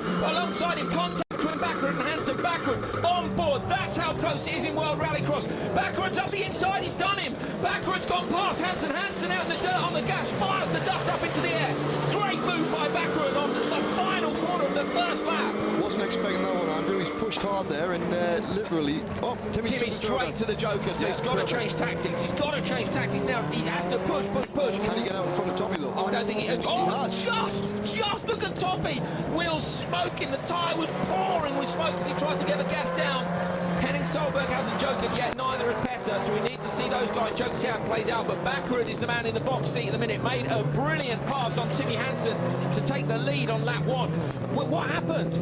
Well, you know, how he got past was great, but he's just going to push on now. He's got to get his every lap clear as he can, and then hopefully the others won't catch up too soon. Bakkerud out in front has got clear track in front of him as well. I mean, we saw how hard Bakkerud pushed when he was given the opportunity in the semi. Here he is, Andreas Bakkerud, 1 win already. Double Super 1600 champion, I think he was. He was a twice a winner last year when he was driving for Monster Energy World RX. Made the move to Fordo MSC over the winter. Had a brilliant start to the season. It all went wrong for Bakkerud in the middle of the year. Yes, and I'm just noticing there that Timmy's catching up with Solberg, who's still the Joker, and others, Petter Solberg again this afternoon has had a bad start, which we saw earlier in the heats. Looking at the timing screens, I think Petter's out. We're showing 0. Oh, Hansen up the inside of Henning Solberg. Henning Solberg drifts it back around to take the place back again. Brilliant stuff down into the hairpin. Heikkinen on the handbrake, Markland following him. What's the gap to Bakkerud? We'll try and fill you in when Bakkerud comes back over the line. We'll be able to give you a gap and see what it is back to these guys. We know it's about 3.5 seconds for the joke lap. Henning Solberg is now holding Timmy Hansen up. Hansen with a look up the inside again, but there isn't any traction offline. Rear bumper flailing off the back of Henning's car. You can hear 600 horsepower. You can see it. Flames from the exhaust. They try and lay that power down. Up the inside on the dirt now. Coming through. Timmy Hansen's alongside. You're on board with Timmy as he makes a pass on Henning. Brilliant move by Timmy. Does exactly what Bakkerud did to him on Henning. Henning now looks like he might have got the jump onto the back straight. That car's so fast. Timmy, though, Henning straight to the joke lap. Timmy is now released. Yeah, Timmy was getting held up there by Henning. He had to get past him. Bakkerud was getting an easy run and getting further and further ahead, and Timmy knew he had to get past at that point. I think this has played into Bakkerud's hands. Certainly, so far, it's been a brilliant drive by him in the final. Made that pass. He's leading. We haven't seen anything of him. That's how far ahead he is. Let's see if we can see him in the background to see.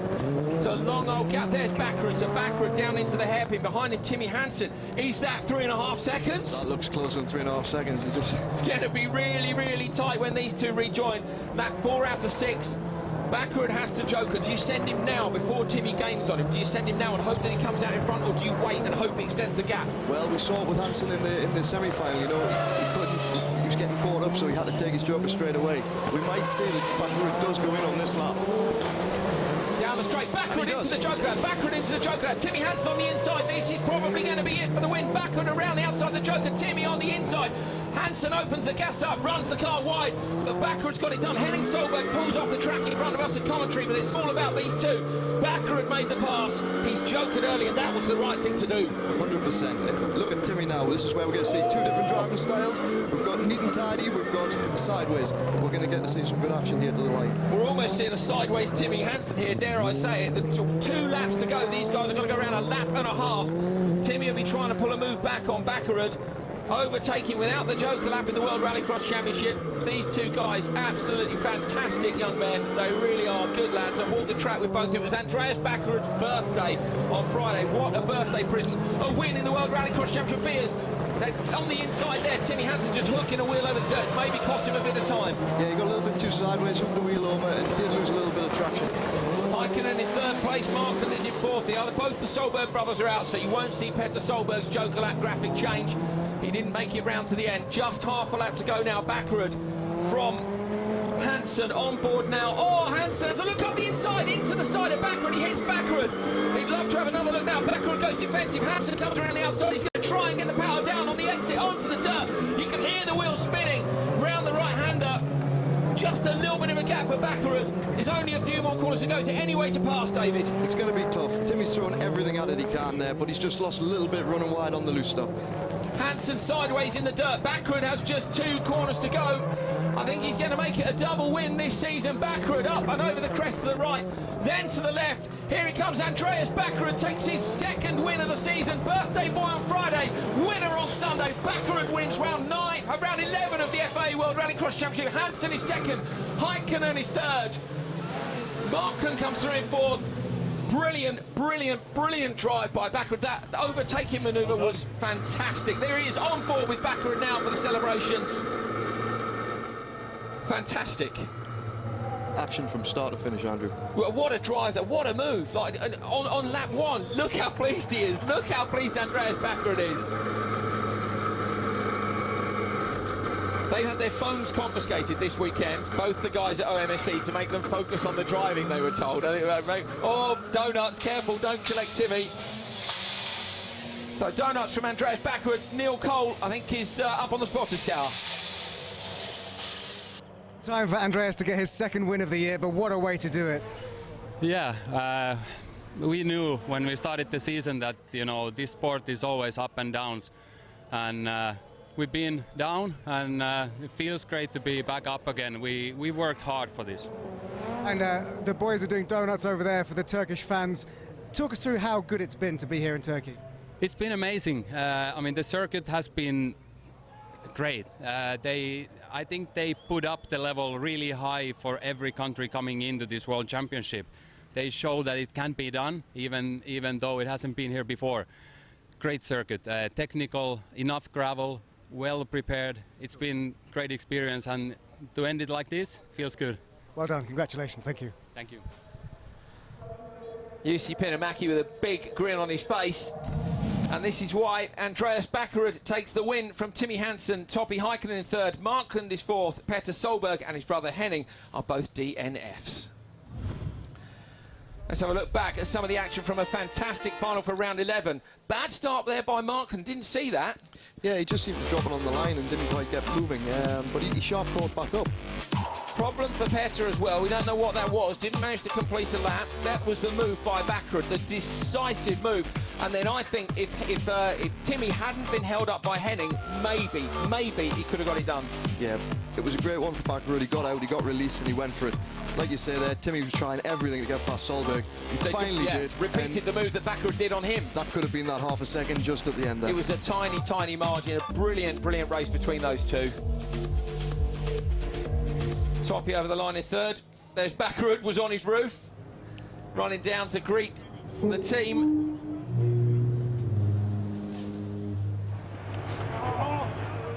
They're very, very pleased, and rightly so. The birthday boy has taken the win.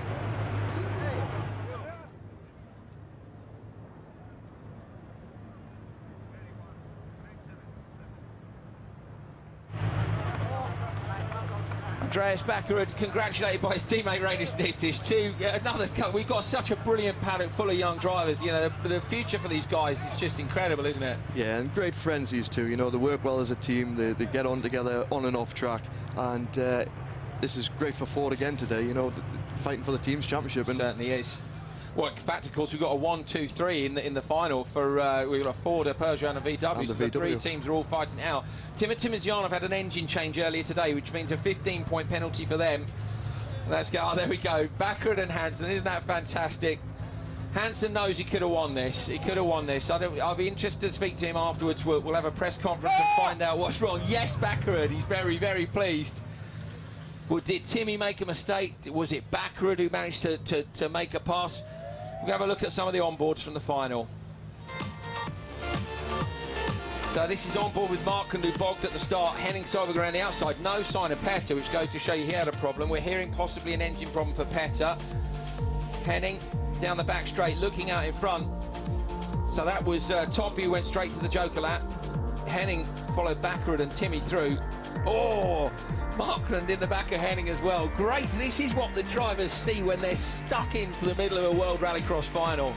You know, the boys are pushing very, very hard there, and that little bit of contact, that's inevitable when they're running this close. Look at that, right up the inside off the turn. Superb racing here in Turkey. A brilliant track prepared by the organisers. A Grand Prix circuit, an F1 circuit converted for Rallycross. It's brilliant. And how good it looks. It does, yeah. The presentation here has been absolutely exceptional. You can see it. This turf on the right was laid on Friday. They planted plants and trees around the whole of the pre-grid area, painted a Turkish flag.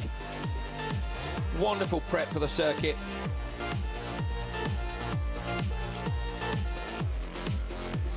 Cars in park Ferme. Baccarat in the middle as the winner. Hansen on the right in second. And Heikkinen in third. A top three, as we say, with our top three teams. Crowd are heading down towards the podium. The aftermath of the first ever rallycross event in Asia, and Bakkerud takes the first ever Asian rallycross win. That's great. Yeah. 18,000 fans over the weekend, making their way down now to see the winner of round 11 crowned.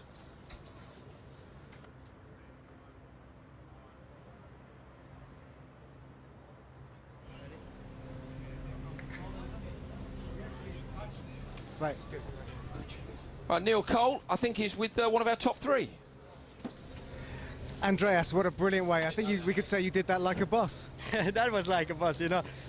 Insane final, semi-final. Timmy have been so fast all weekend, and I feel like I have tried to find where I can pass him, where I can catch up. He have been so consistent all weekend, so he did one slightly mistake, and I took that as an advantage. I don't know how it looked on the telly, but inside the cars it was hot, you know.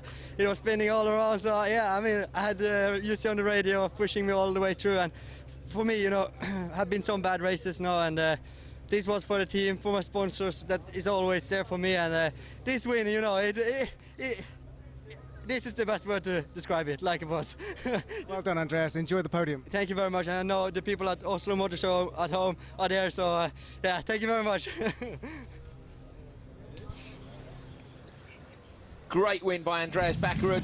Here's the championship standings after round 11. Petter Solberg from Topi Heikkinen, Reinis Nitish, Timmy Hansen. Bakkerud in fifth now. Markland, Timosyanov and Pontus Tiedemann are your top 8. VW Markland Motorsport have taken a 4-point lead in the team standings over Fordo MSE. Peugeot Hansen on 335, so a little way further back, and that's thanks to those 2 engine changes. Well, the drivers are climbing onto the podium right outside our commentary position. You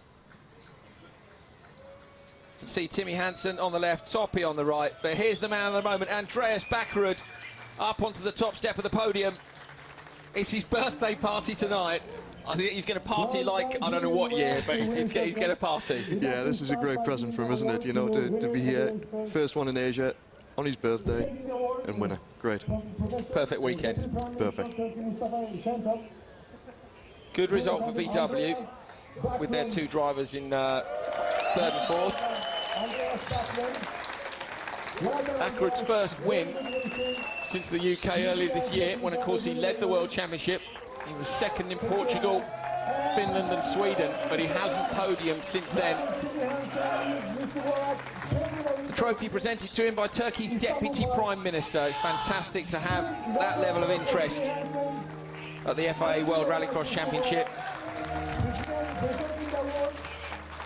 Timmy looks pleased enough, doesn't he? He must be a little bit disappointed. Yeah, he threw everything at it today. He can't be disappointed the way he drove, you know. He put it to Andreas. Andreas got the win today. That was all it was, isn't it? Topi Heikkinen with 3rd. Doesn't look quite so pleased, does he? A little bit disappointed, maybe. Thinks he could have done better. Yeah, it's been a close weekend for all cars.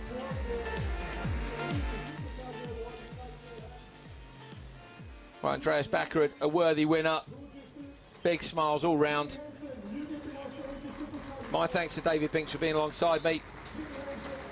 There's the Monster Energy Supercharger Award going to Timmy Hansen, who was first into turn 1. Smiles around. That's the 2nd one of those for Timmy. Have a mantelpiece full soon. I think Petter's got the most.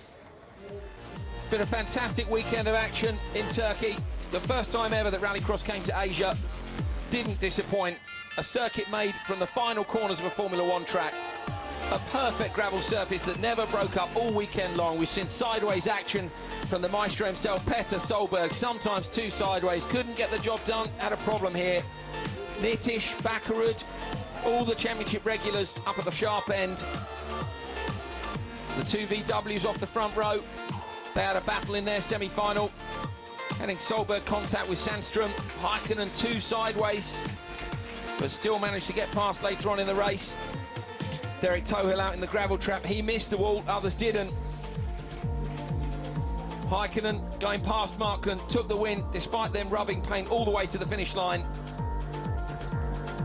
And the RX Lites, contact galore in the RX Lites. Maybe a little bit too much contact, but it was a great race and the crowd went nuts. We had a Turkish driver on the front row at their home event. It fell to Ericsson in the end with Hansen in second, and then to the final. This was the move that was decisive. Bakkerud up the inside of Hansen to take the win. Hansen got bottled up behind Henning Solberg. He made the pass, Henning came back. In the end, he got through, but it was too much. Bakkerud was out in front, and he took the checkered flag. That's round 11 done. There's one more to go in Argentina.